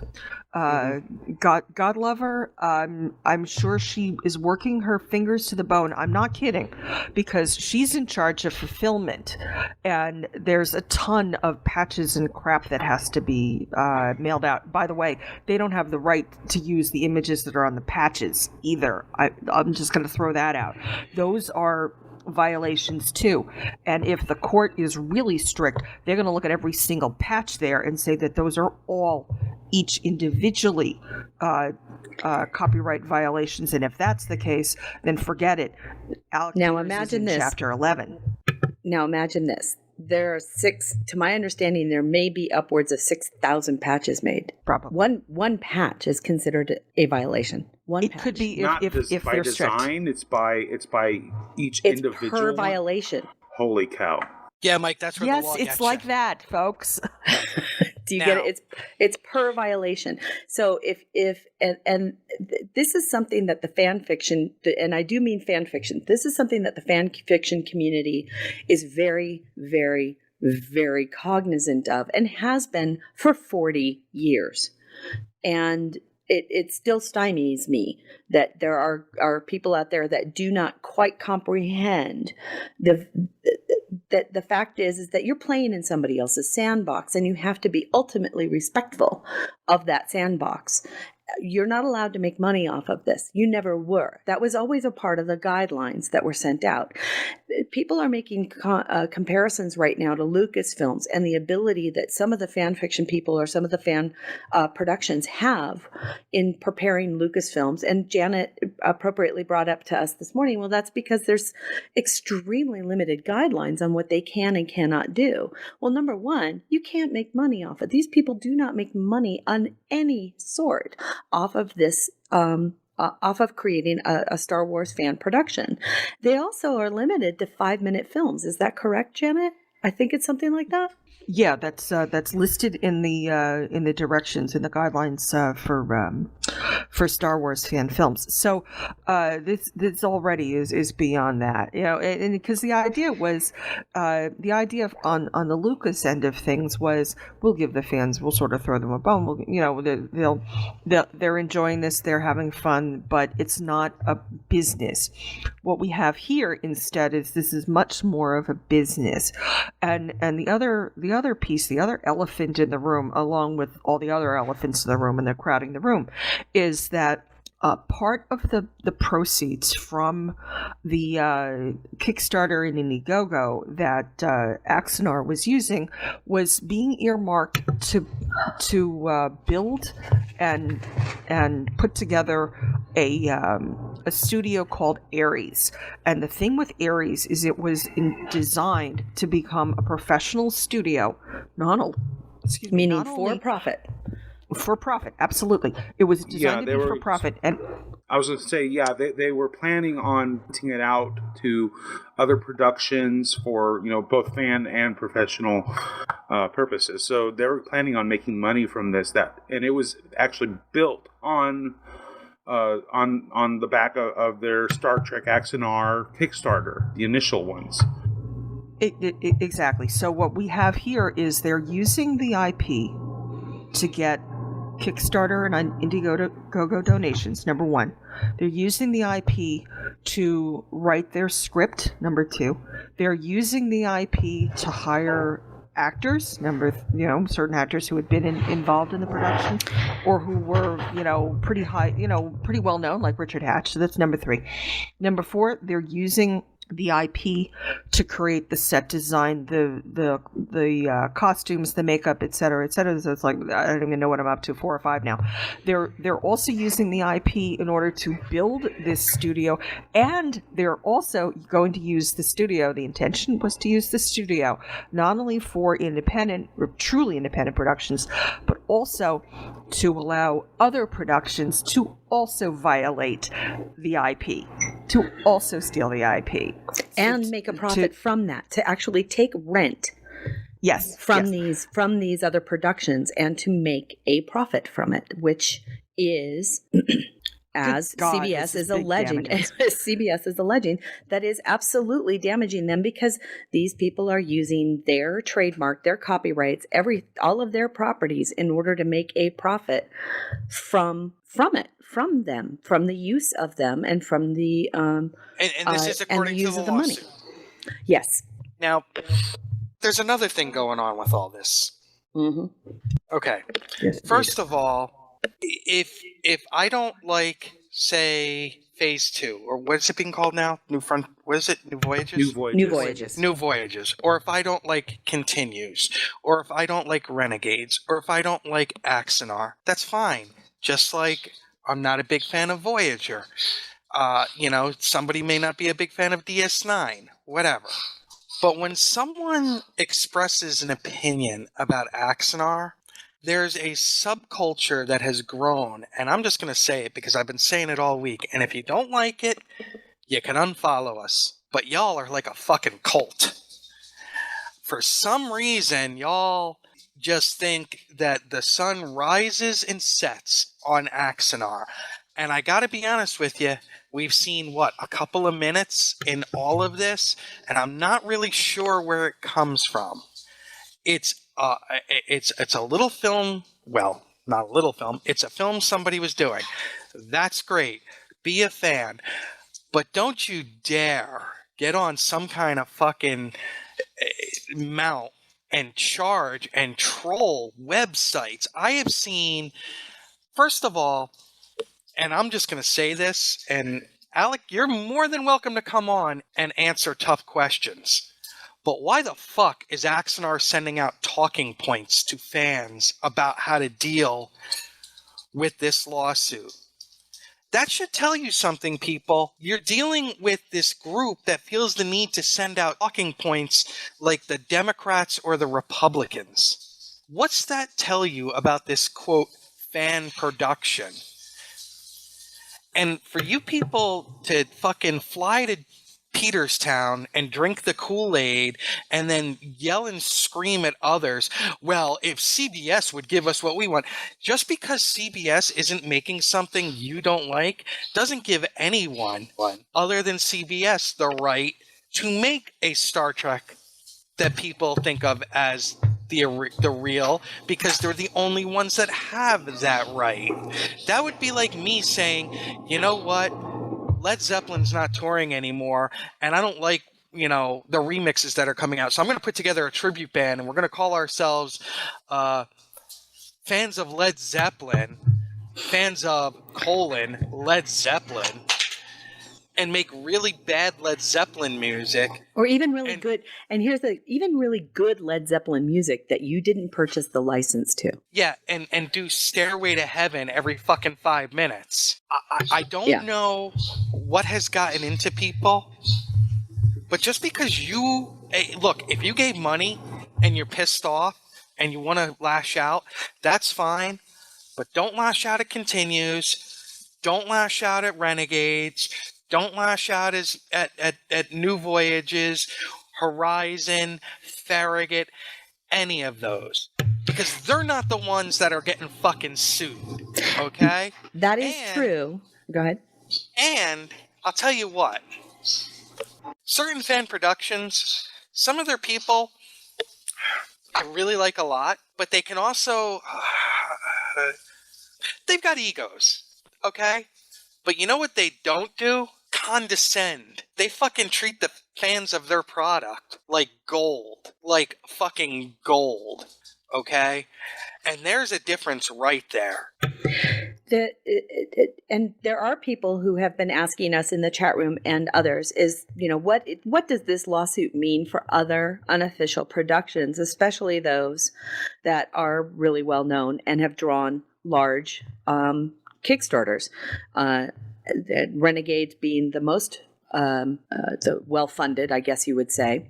And the fact of the matter is that I'm less worried about Renegades right now because they have already they've pretty much produced their work. It's out there. The quality of it has some great things about it. There were some things that people were very critical about. And there was the idea that they were going to be making some of those things corrected and that they were going to move forward into a more professional era.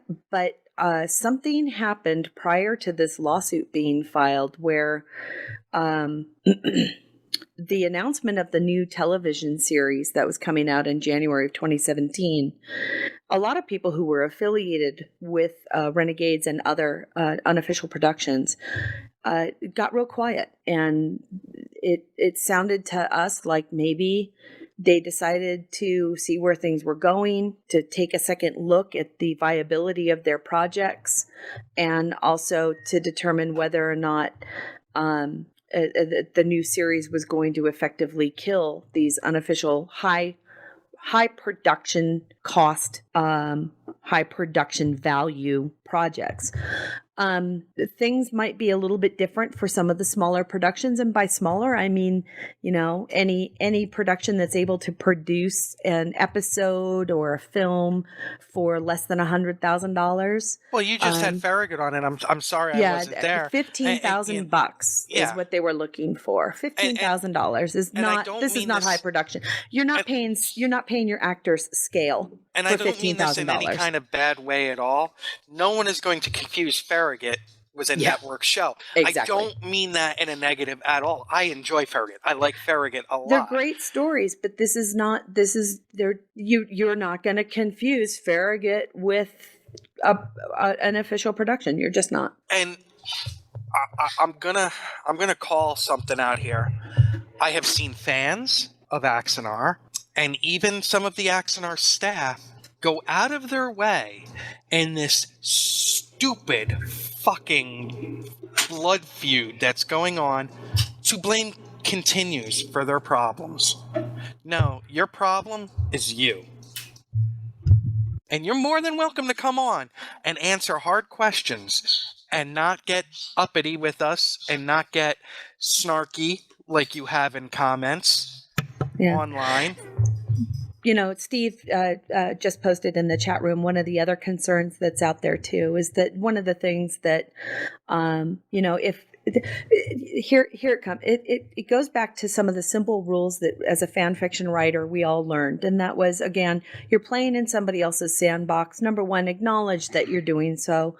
Make sure that you understand that you are playing with characters, even original characters who are dressed up in the universe of Star Trek is still owned by Star Trek. I'm sorry, it really is. So the idea, and for years and years, there was always a huge desire by writers to be able to get a tangible book. We always dreamed of being able to take our fan fiction and have somebody print it into a thing that we could hold and hand out and give out to our friends. It became very clear to most of us a very long time ago that there wasn't a printing house in existence that was going to take money from a fan fiction writer to print a book for an IP that the writer did not own. And the reason why is because the publisher, or no, I shouldn't say publisher, the printing house didn't want to be perceived as a vicarious trademark infringer. And that means that the infringement carries from one person to the next because it was perceived as making money from a trademark it did not own. So while some people did get print jobs done, it's because they absolutely did it themselves. They actually made it themselves. They made no profit from it. They did not sell those books. They handed them out to their friends. Some of the things that have concerned us about the Axa-Uh-Oh production have been that they have created other ways of funding their production through the sale of coffee and other items. Now, whether or not Axa-Uh-Oh does this on a straight out production level, or if one of their fans is doing it for them, the fact of the matter is this coffee company is now selling coffee with a trademark that it does not own, nor does Axa-Uh-Oh have the right to allow them to make a profit from a trademark that the coffee company does not own. I don't think these people realize how absolutely scary and what a horrible position they've placed this coffee company in when they've gone out and said, hey, let's do a fundraiser using this coffee and putting Axa-Uh-Oh's unowned trademarks on it. These are Star Trek. These are Star Trek owned. And if somebody wants to bring up Federation of Beers, they are licensed. Right. These are companies that go out and get the license directly from CBS and say, hey, look, we've got, T-shirts or coffee, beer. They pay big bucks for that right. They pay big bucks for the right to be able to put Star Trek stuff on their merchandise to sell it. Her Universe is a company that licenses with more than one intellectual property company, namely CBS for Star Trek and Lucasfilms for Star Wars. And she makes the money from the sales of those T-shirts, but she pays those companies the right to be able to do so.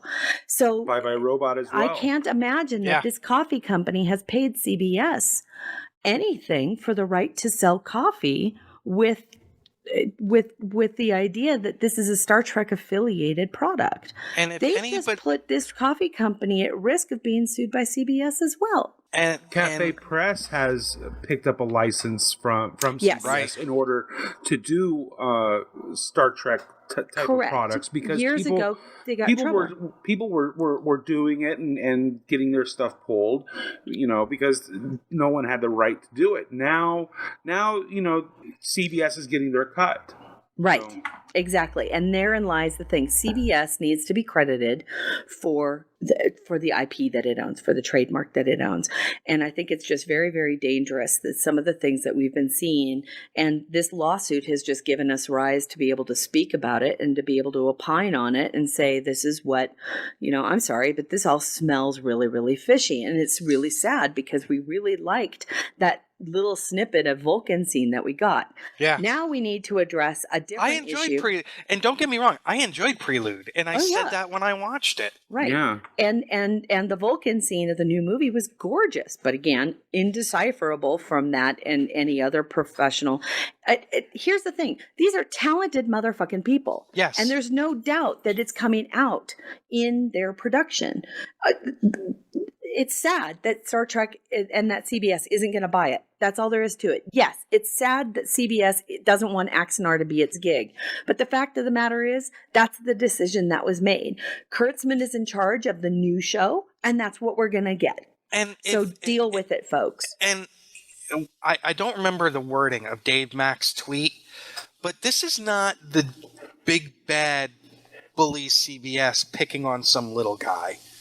This is somebody that rose up and has been, frankly, kind of taunting and daring CBS. Yeah, this isn't just somebody who's making a couple of knitted Vulcan ear tea cozies on Etsy. Right. And that's also where the $1 million number really started crossing lines and making it really obvious. One thing I want to point out quickly is that one of that intellectual property law is intended to protect two separate classes of people.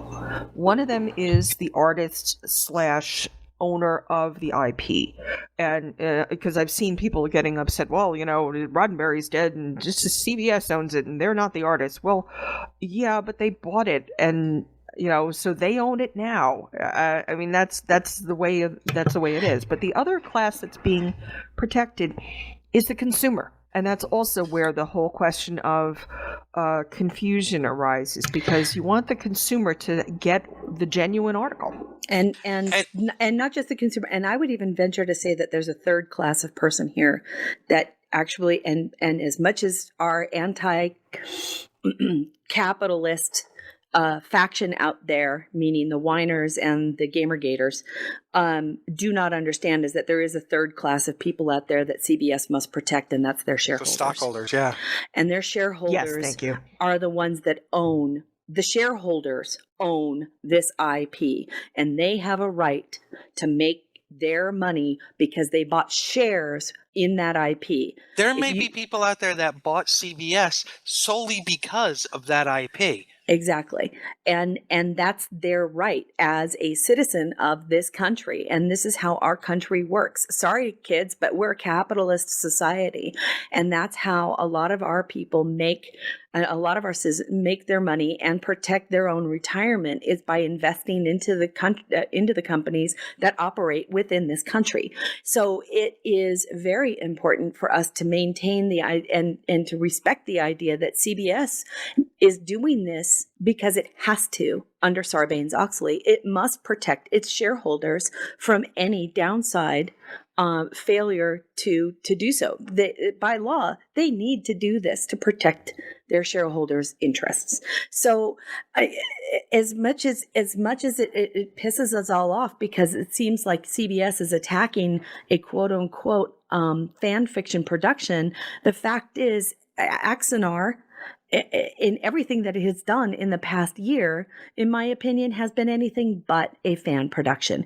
It has been a for-profit, professional production meant to use and using an IP that the company itself and Alec Peters do not own, and in order to enrich themselves in a greater area, meaning the creation of Aries Studios and using the money that they bought or they got from the Kickstarter. There's a couple of things we need to touch on now that have come up since this, and that is other concerns outside of the lawsuit. This is not anything to do with CBS versus Axa-Uh-Oh, but more about what Axa-Uh-Oh apparently has failed to do, and that is they failed to inform the general public and its donors that one of the major characters and the leads from one of the leads I can see, the Ramirez character is gone. Apparently, Tony Todd withdrew himself from the production more than 4 months ago. And a lot of donors were taken aback by this news because they did not know that Tony was no longer involved in the production. And while there is an argument as to what the reasons why his departure are arguable, Alec Peters says it was for creative differences and that Tony was asking for too much money. Tony, which if you think about it is still kind of, you don't necessarily want to make that public either, Alec, but you did. The fact of the matter is, Tony says that that's not what it was. He left the production because he felt that the production quality was not up to snuff. And he felt that Alec's acting performance was bad and that he did not want to be affiliated with a production that would end up making him look bad.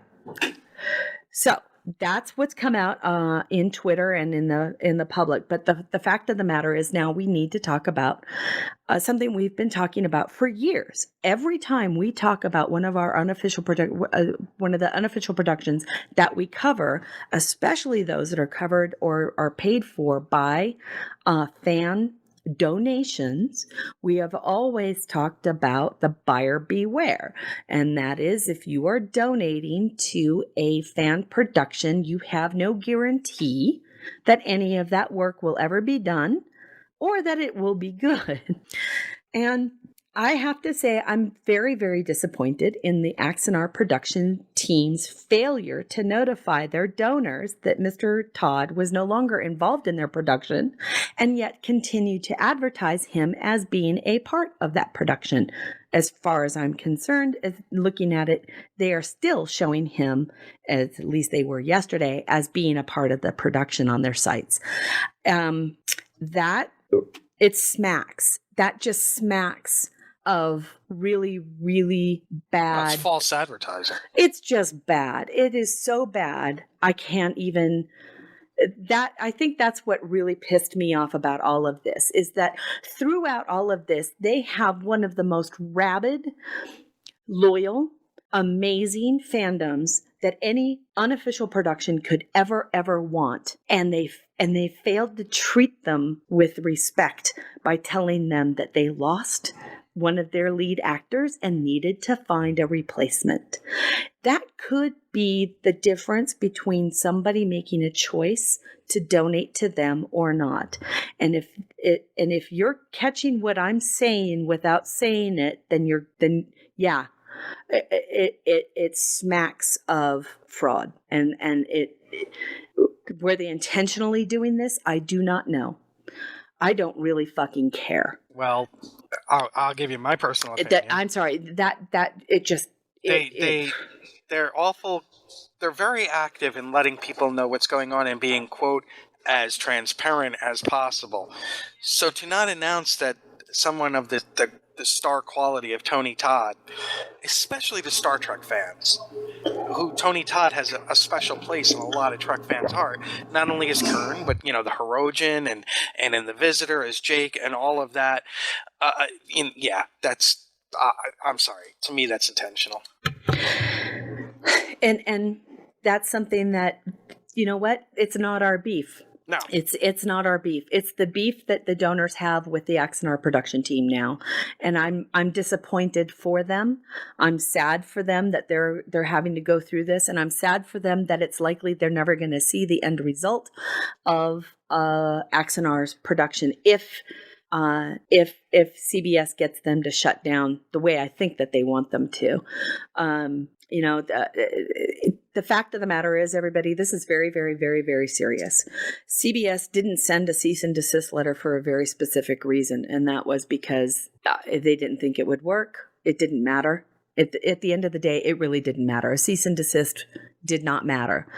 CBS and Paramount felt that they were damaged by the production, and they are seeking damages that they feel they are legally entitled. Will they win? I don't know. And will they settle? I don't know. To be honest with you, I really don't care. The fact of the matter is, it's out there now, and they have to deal with it. And it's an unfortunate situation with a lot of the donors, because I just don't think that they're going to even come close to getting what they felt that they donated their money for. And if you're an Axolite, you like that? If you're an Axolite and you think the smart thing to do is antagonize CBS and say things like, it doesn't matter, we're going to go forward. Yeah. This is because we're Axolite. Okay, I think it's really telling that it's really telling that there is an unfortunate misunderstanding, or I don't want to say misunderstanding, a lack of understanding by a lot of the Axa-Uh-Oh donors or Axa-Uh-Oh fans with regard to how trademark and IP law is and works, and also and also the basics of tort law as well. And that is, there's somebody out there who's trying to drum up not just a petition, which is useless and meaningless, to be honest with you, but also some kind of a threat of a class action suit by the Axa-Uh-Oh donors against CBS and Paramount. Yeah, good luck. It took me a full 10 minutes to stop laughing. And I do have a question, go ahead. Somewhat related to this. Is it possible, or should donors be concerned of being dragged into the suit as well? I'm just wondering. I don't think so. I think that the donors really did intend on donating to create an unofficial production that they could enjoy. Right. I think their intent was to donate to fund the actual production of a film. And a lot of them felt that the creation of a permanent studio might have been forgivable or part of that. And that's their own victimization. Again, it was a buyer beware situation. Mm-hmm. You don't donate to a situation. You don't donate to Kickstarter. You don't donate to Indiegogo with the idea that you're an investor, because you're not. You're never going to see a return on your investment unless what you want is that finalized production. There is never a guarantee. There is never a guarantee you're going to get what you want from somebody who produces a Kickstarter or an Indiegogo campaign. The case ever. of that Alien fan film that was being done. Yes. Yeah, I would just hate, to be dragged into all this for, the $40 for donating $60. No way. Yeah, for the $60 I sent them, it's no, dude, it was just $60.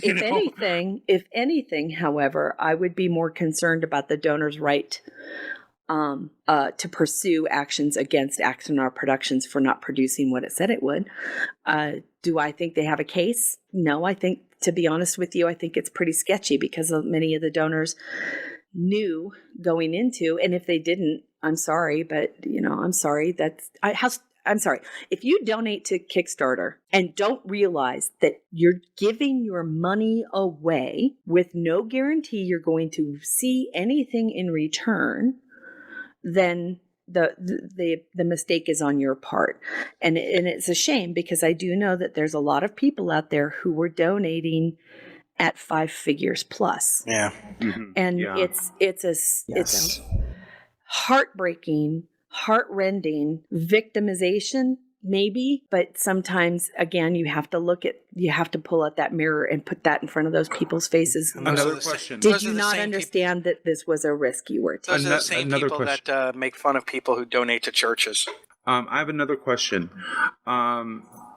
Do you think that this will have an impact on on people's willingness, donors' willingness to donate to fan productions, to independent films, just because of what Axa-Uh-Oh is doing?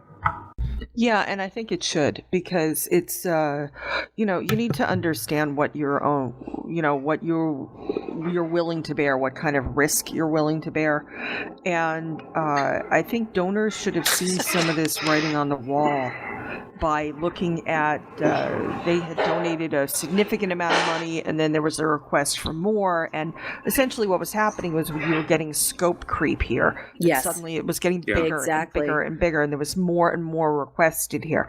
So I think donors should pull back and look at this and say, maybe this was not such a great idea to keep throwing money at it. Couple of little things I want to throw in here, if I could, just to get them in here, because people had asked, and I noticed this. Just because Terry, we can hear you typing. I know. Yeah. Sorry. A cease and desist order was not necessary here. So anybody who's saying that a lack of C&D coming in here is fatal to CBS, you're wrong.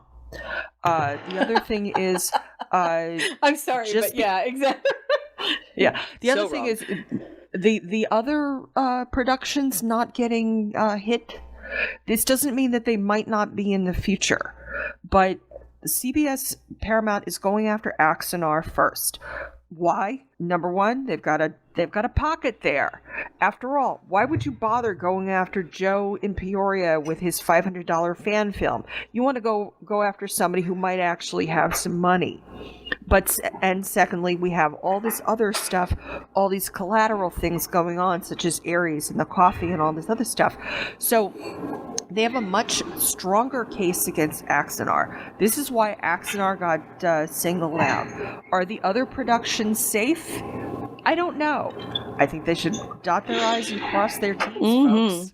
Mm-hmm. I agree. I'd interrupt you. Well, Mike. Sorry. No, you were great.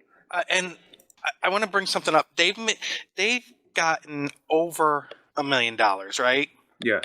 Yes. It's like 1.1. 1.1 Okay. at least. Let me point something out to people who say, well, it's only $1 million, because I've heard that. It's only $1 million. Really? Kidding me? Oh really? my God. Then please send it my way. But No kidding. let me explain something. Jason Blum of Blumhouse Productions makes his movies for $5 million or less. They're little things you might have heard of. I don't know, Paranormal Activity, The Purge. So $1 million, that's with a smart production team. That's something very, very doable. So you're now talking where we're talking on the very, very, very, very periphery of Hollywood money, but you're still talking. It's more than porn it costs to make, and that's a union set. Well, it's kind of. But it's a beastie. Yeah. It's a beastie. A lot of independent films, and what we call independent films, very small independent films, get made for $500,000 or less. Mm-hmm. And we do realize that Axa-Uh-Oh was looking to be that professional looking, really great. And I can appreciate that desire, especially when it comes to CG and everything like that. But the fact of the matter is the foundation of unofficial productions or fan productions have always been built on people doing things out of their heart for absolutely zero money in return. There's one other thing we haven't talked about, Terry. Yeah, what's that? And it was in an article. Oh, God, there's been so many I can't remember. By the way, I do want to make a couple of really good mentions of some articles that did come out. I do want to give a heads up. TrekMovie.com did come out with a very well-rounded article that discusses how the lawsuit was filed and some of the concerns that were raised by the lawsuit. Also, 1701 News did come out with an opinion piece yesterday. I think both are excellent and should be read. Go ahead. Sorry. It's been an article, so this is not something I'm making up or saying. I'm just saying what was in the articles. One of the things that has been put out there is that part of the Kickstarter money has been used to fund going to conventions to pimp Axa-Uh-Oh. Yeah. That's a problem. Well, it all comes down to definition, doesn't it? What Axa-Uh-Oh Production says is a cost to produce and market. That's a cost of their production. That's How are you what they're going to going to market list. something you haven't made? And for what purpose? Yeah. To make money off of it or not? Or are you seeking donations? I don't know. It could. You want people to watch your film. You want people to watch your film. Do you want people to watch your film because it's awesome and it's great and it's a great story and you're doing it from your love and for zero and on a volunteer basis, or are you marketing your DVDs because it helps you fund your for-profit venture? That's a scary thing to think about right now, but that's exactly what CBS is claiming Axa-Uh-Oh is doing. And we have to see how the lawsuit comes out. But the fact of the matter is, there are some concerns that some of the donors have brought up. I mean, one of the pictures that came out on the Facebook page, personally, I just kind of dropped my jaw about, which was, and I can understand where the production team is coming from in that idea of, oh, we're being attacked and they feel victimized about this, and they're getting their donors to feel victimized as well. But there was a picture of the production team at a sushi restaurant the day that they were, that Alec was served with the lawsuit, saying, woohoo, we're celebrating being sued by CBS and we're going out to sushi. What I found telling was that there was a donor who came back and said, did the production pay for that meal? Yeah, most likely. Yeah, exactly. With if I'm going to put a Kickstarter in, if I'm going to put my hard-earned money to make a movie, I'm sorry, but you don't get to eat sushi on my dime. Yeah, that was a slap in all of the donors' faces, and here he was bragging. Well, if you had asked me a couple of years ago, what would happen first? Would Axa-Uh-Oh come out, or would the Kansas City Royals win the World Series? I would have said Axa-Uh-Oh. Yeah, it did take a long time, but the fact of the matter is they haven't produced a lot. Let's face it. They're still building sets. They're still building this studio. And the only thing that has shown that they've got the ability to make anything of quality, not only was the Prelude. Now, mind you, the Prelude was done in a very cheap way, right? It was done in a documentary style way. You only had to have your actors sitting down and talking to the camera. That's very That's why inexpensive. Blair Witch Project only costs like $250,000. Super cheap. And the one scene that we get that shows the quality that could come out of a feature film was the few minute CGI Vulcan scene, and that's been well over a year, and they are still asking for money to create these studios, and with the full intention of making it a for-profit center. So there were a lot of lines that appeared to be crossed here, and I think that I just can't get past the Axelites attacking the other fan productions. It's one of those things you don't see. I'm not seeing the production people from Marvel attacking the Warner Brothers people. You know what I mean? For Batman versus Superman. Unprofessional, but yet, if they did. It's very unprofessional. And as a fan, you look like a fucking tool doing that. And I'm sorry, the veiled reference to continues with the change of one letter. Yeah. If I were, I'm sorry. That was so sneaky. If I was that person that was attacked, I'd fucking fire off. I'd see if with Loeb and Loeb if I could get some kind of action going on, because they don't. Why are you feeling the need to attack? Because they're diverting the attention. Even Alex Peters.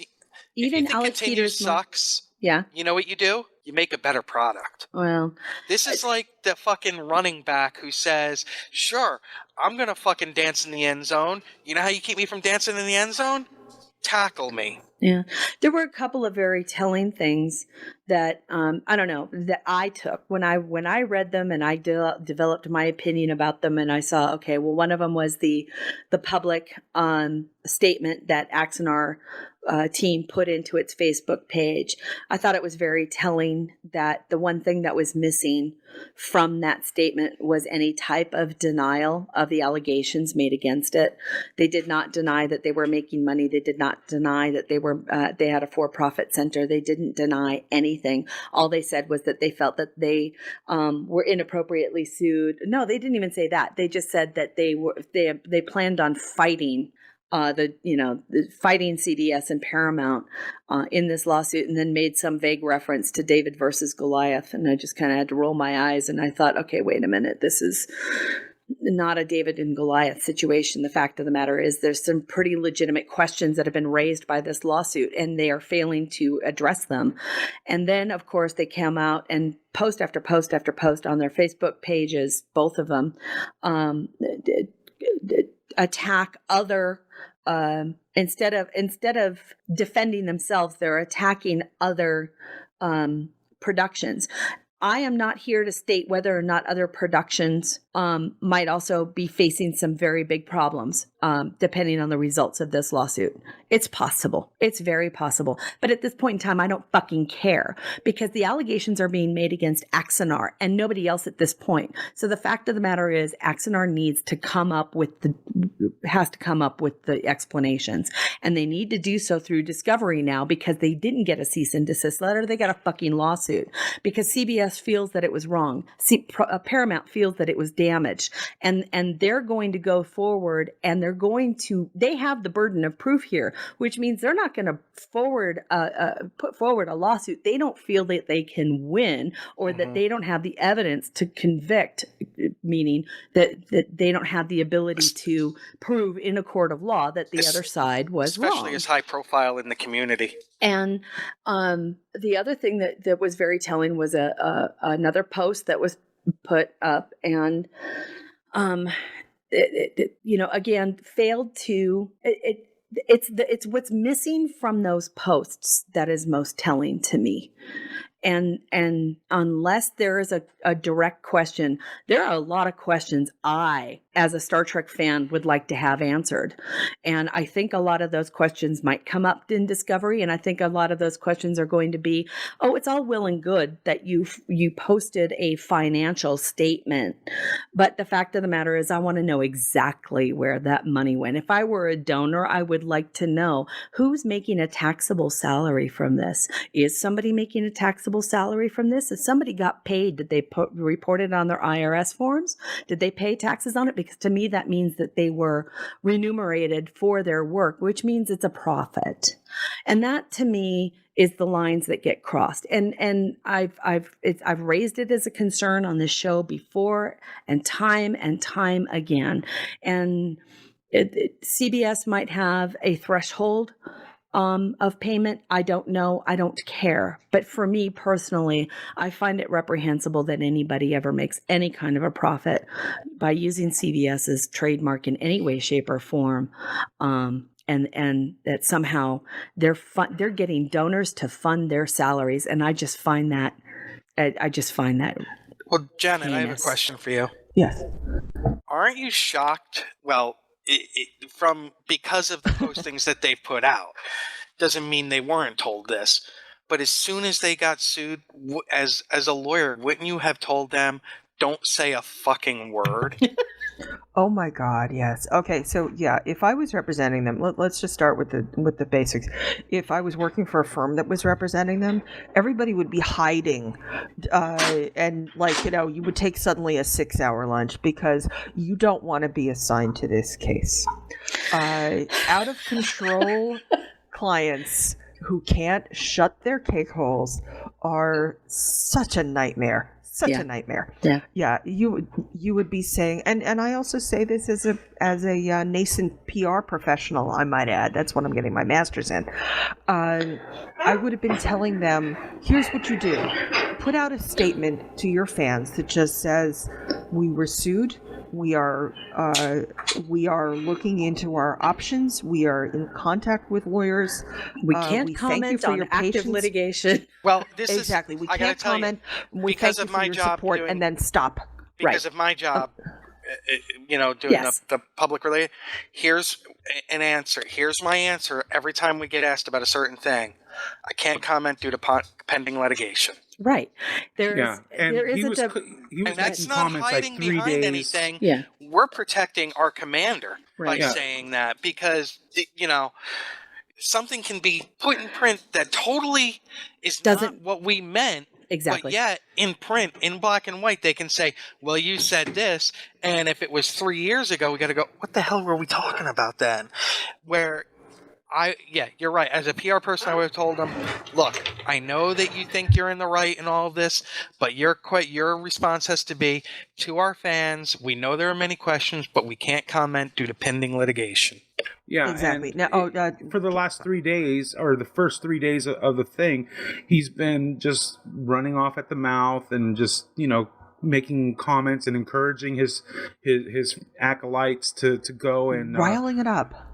yeah, and it's like I'm sitting here seeing all this, and I'm yelling at the screen, dude, shut the fuck up! You're only making things worse. And it's like, Right. I don't know if he had a lawyer at that point or not, but all of a sudden, 3 days later, some of those posts that he was making that was like encouraging his people to go and do stupid shit started disappearing. So it looks like he has a lawyer now, but at the time, it was like he was just pissed. If you're Then an they haven't heard of acolyte, the Wayback Machine. if you're an acolyte, I got to tell you, I know people. Believe me, this is what we've been talking about this week. Who they were either looking forward to Axa-Uh-Oh, or they were like, "Oh, another fan production."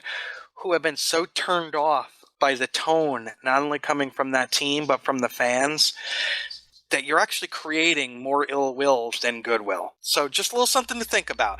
You can attack me at Gettysburg7 on Twitter. Let me have it. You know what? I can handle it. Let me throw something out here quickly because people were asking in the chat room about objective numbers. On Kickstarter, they made $638,471, and those were donations by 8,548 backers. On Indiegogo, they have made $572,452. $7,622 backers. So we have about 16,000 backers, and we have about $1.1 million. So this does not include coffee. It doesn't include anything else. Right. It doesn't include the sales that created an additional avenue of donation, and it doesn't include any donations made through their website after the fact. Correct. It's only what has gone through those two sources. Yeah. So potentially there could be a lot more money that has not been disclosed. And there may be more donors quite a lot. Yeah. It depends. You and I. We all know that sometimes sales of coffee at a 5% return rate may not generate a whole lot of money. It will generate a whole lot of donation. It'll generate money for the coffee maker, but not necessarily for the kickback, the kicked donation back. So, we don't know exactly how much money that is, and we don't know who made how much of a salary. We don't know how much the producer made, the director made, or any other employee of Axa-Uh-Oh Productions, which is an official company in California. This is all arguments that CBS, I'm sure, will be making, and it'll be a very interesting. We'll see it. Their answer in California. Well, this is a U.S. District Court case in Los Angeles. I believe they have a 20-day response time in U.S. District Court to respond, which means they either have to file a demur or an answer, and the answer will probably be full of general denials, and then they'll kick off what's called discovery, which means that if they decide not to try to resolve this case to CBS and Paramount's satisfaction beforehand, then we'll be looking at discovery, most likely written first, which means interrogatories, requests for production of documents, which I can tell you right now are going to be explosive. The amount of documents that Paramount's going to demand from Axa-Uh-Oh is going to make anybody's head spin. And Axa-Uh-Oh please don't try and hide anything, because they will find They it. will find it. They will find You it. don't want to. Don't just. Okay, Jay asked a question, which was a good one, which was whether Indiegogo and Kickstarter can get dragged into this. Yes. Now, both of them do have, yes, they can.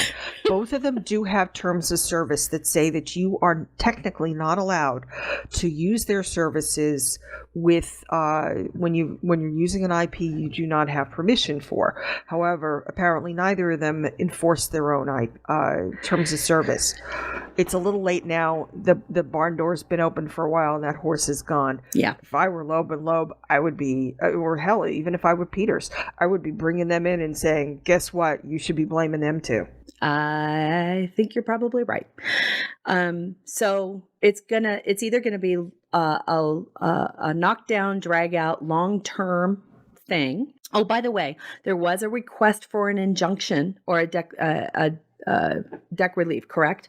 There was a request for an injunction on this, which means that one of the first thing the court has to decide is whether or not Axa-Uh-Oh must shut down its production while the case is being litigated.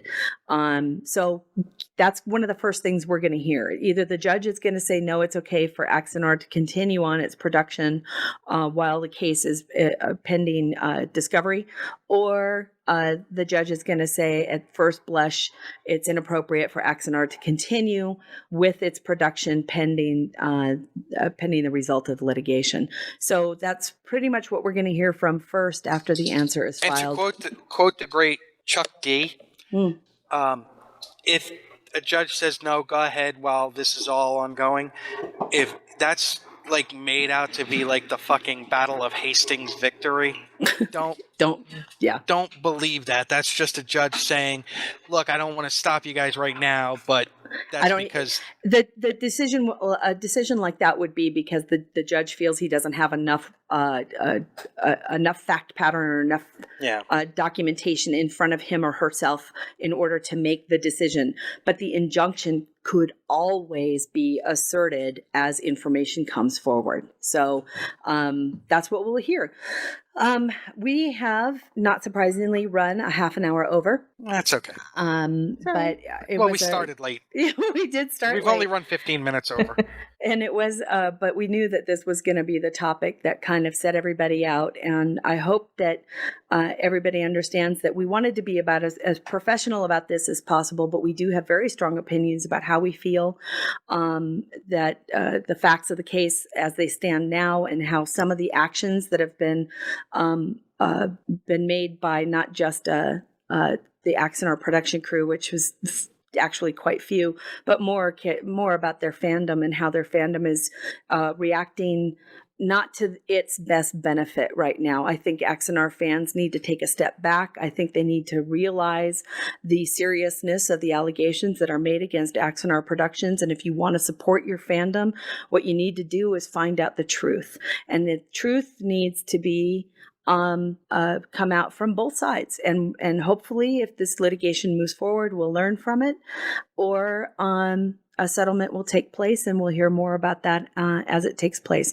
We'll keep you guys informed, and our door is open for either if side. You have any questions, not we'll that be I happy think to Loeb and research Loeb and would do what come we on, can. But you're not going to get puffed. We're going to ask real questions, right? And I think we're an unusual podcast in that the people that work in this podcast, Janet having the experience she has, I do insurance defense work as an adjuster. If you want my background in my professional area, I've been handling intellectual property cases and professional liability cases for 28 years. This is my forte. I have defended companies in intellectual property, people and companies in intellectual property and trademark and copyright violations. And I have a pretty damn good understanding of these cases and what it takes to win and how easy they are to lose. So Mike has a great background as being a Star Trek fan, a donor. He's been involved with the unofficial production world for a long time. He's produced audio dramas and understands what rules not to break and what rules are out there. And Nick is a PR professional for a governmental agency. Dealing in crisis communications. And I think we have a pretty good team. And we would like for all of this to go away. We would like for fan productions to continue on because it's what we cover. Yeah. Please don't fuck it up for everybody. Don't fuck it up for everybody. You know, from a fan perspective, I would so much prefer that the media coverage be about, wow, can you believe that, a bunch of fans got together and made this? Yeah, and that's the way it should have been. And that's the way it has been through history. You know, there's been some really amazing storytelling in the unofficial production realms, all the way back to Phase 2, all the way back to Farragut, all the way back to fan fiction that was first written, and even Slash. God damn it, even Slash. There's some great stories that are out there. Remember the good old days when Tom Hanks brought up Star Trek fan productions in an admiring way? Yeah. Remember that? Yeah. What was that, 15, 20 years ago? But the fact of the matter Splash is, came out. the fact of the matter is that we're now at a turning point when it comes to how these productions are viewed, seen, funded, and observed by the trademark holder. And we'll see how the future holds. Until next time, everybody, for episode 219 next week. Real quick, go ahead, Mike. A quick announcement. I have something to say. Announcements. This week we launched a new BLB production. Oh, that's right. Podcast. I'm so sorry. It's okay. It's called Straight Out of Gallifrey. It's a Doctor Who podcast. Sunseal. And now you're violating their IP. Way to go. that we are. But we're also trying to be respectful. But Straight Out Gallifrey, we are. It's me, it's Sunseal, and it's George, also Chooch, also known as Chooch. So check it out. Congratulations to you and to Chooch and to Sunseal. I hear the first episode was great. Your first guest was wonderful. James I heard it was Kerwin. awesome. We had fun. And Really? It was good with Sun on? Oh, well, bang. Mic drop. Busy Little That's Beaver is very, that very was proud. For what she said earlier. Yeah. But Mike, continue. So, feel free to check it out. Where can they find it? Straightoutofgallifrey.com. The link will be in the show notes. This is not all that we have planned for Busy Little Beaver this year. We have some big surprises coming, so keep an eye out. And hopefully we're going to be bringing back and continuing some other things that we've done in the past and whatnot. So I'm so excited for you guys. 2016 is going to be huge. It's going to be very, very big. BLB is doing great. I did want to touch on real quick too, speaking of prizes, that anybody who won one of our prizes at the 24 Hours of G&T show last Halloween, it is true. Your prizes are in the mail. There is one exception, however. If you did win one of the signed posters of the Star Trek costumes book, Alan and I did not feel comfortable with the tubes that we had.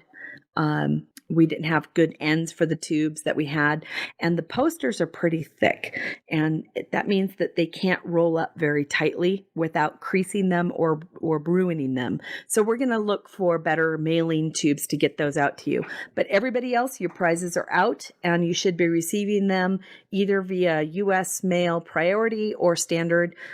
There's one person right now in the U.K. You'll get it when customs says it's okay. And that's it.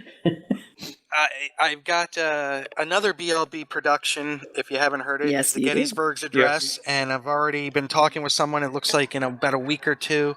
Oh, cool. Mike, I'll let you know when. And there will also be some new theme music that someone has graciously allowed me to use, and you'll hear a kicker at the end thanking that person, but I'll wait so that we can give them their It'll due be a surprise. Yes. Yeah. Sweet. But they have very graciously offered to allow the Gettysburg Address to use And that. finally, I really do want to say thank you, Janet. Thank you for joining us for this episode, for being such a great voice of reason and sharing your experience with us. Yeah. What? She says, I have been obsessed with this. Poor Mike has gotten like 5 bazillion links from me, and I've been curating them too. I'm not even sending him every single thing. I've talked law more in the last 3 days than I have in the last 30 years. Just throw that out right now. And so that includes law school and practicing. we appreciate it. Thank you so much. Thanks again, It was everybody. my pleasure. I had a great time. I did too. It was awesome. And that's kind of it for episode 218. Join us next week for episode 219, where hopefully we'll have some more amazing Star Trek news, talk more about Star Trek 50 for 50, where we'll go over these 2 episodes, DS9 Season 3, The Search Part 1, and TNG Season 5, Episode 2, Darmok. Until next time, That's an Agra? All right. Janeway, her bun unfurled. There you go. I love that. Until next time, live long and prosper. Kapla! Thanks so much for listening, folks. Jolan True, you cocksuckers. Music for the GNT show is provided by 5 Year Mission, Enterprise Blues Band, Warp 11, Andrew Allen, and Grethor. The GNT show is a BLB production. Move ahead, walk back to 10. Put a mini skirt on my yo man. Represent the human race. And we make space a happy place. To boldly go where no man's gone before. I think I sang that line once before, but I'm not too sure. We'll be so happy, can't you see? A zero-G community. Gonna travel to new worlds. Beam on down and meet some green girls. Gonna see what we can see. A fancy free galaxy. To boldly go where no man's gone before. I think I sang that line once before, but I'm not too sure. We'll be so happy, can't you see? A zero-G community.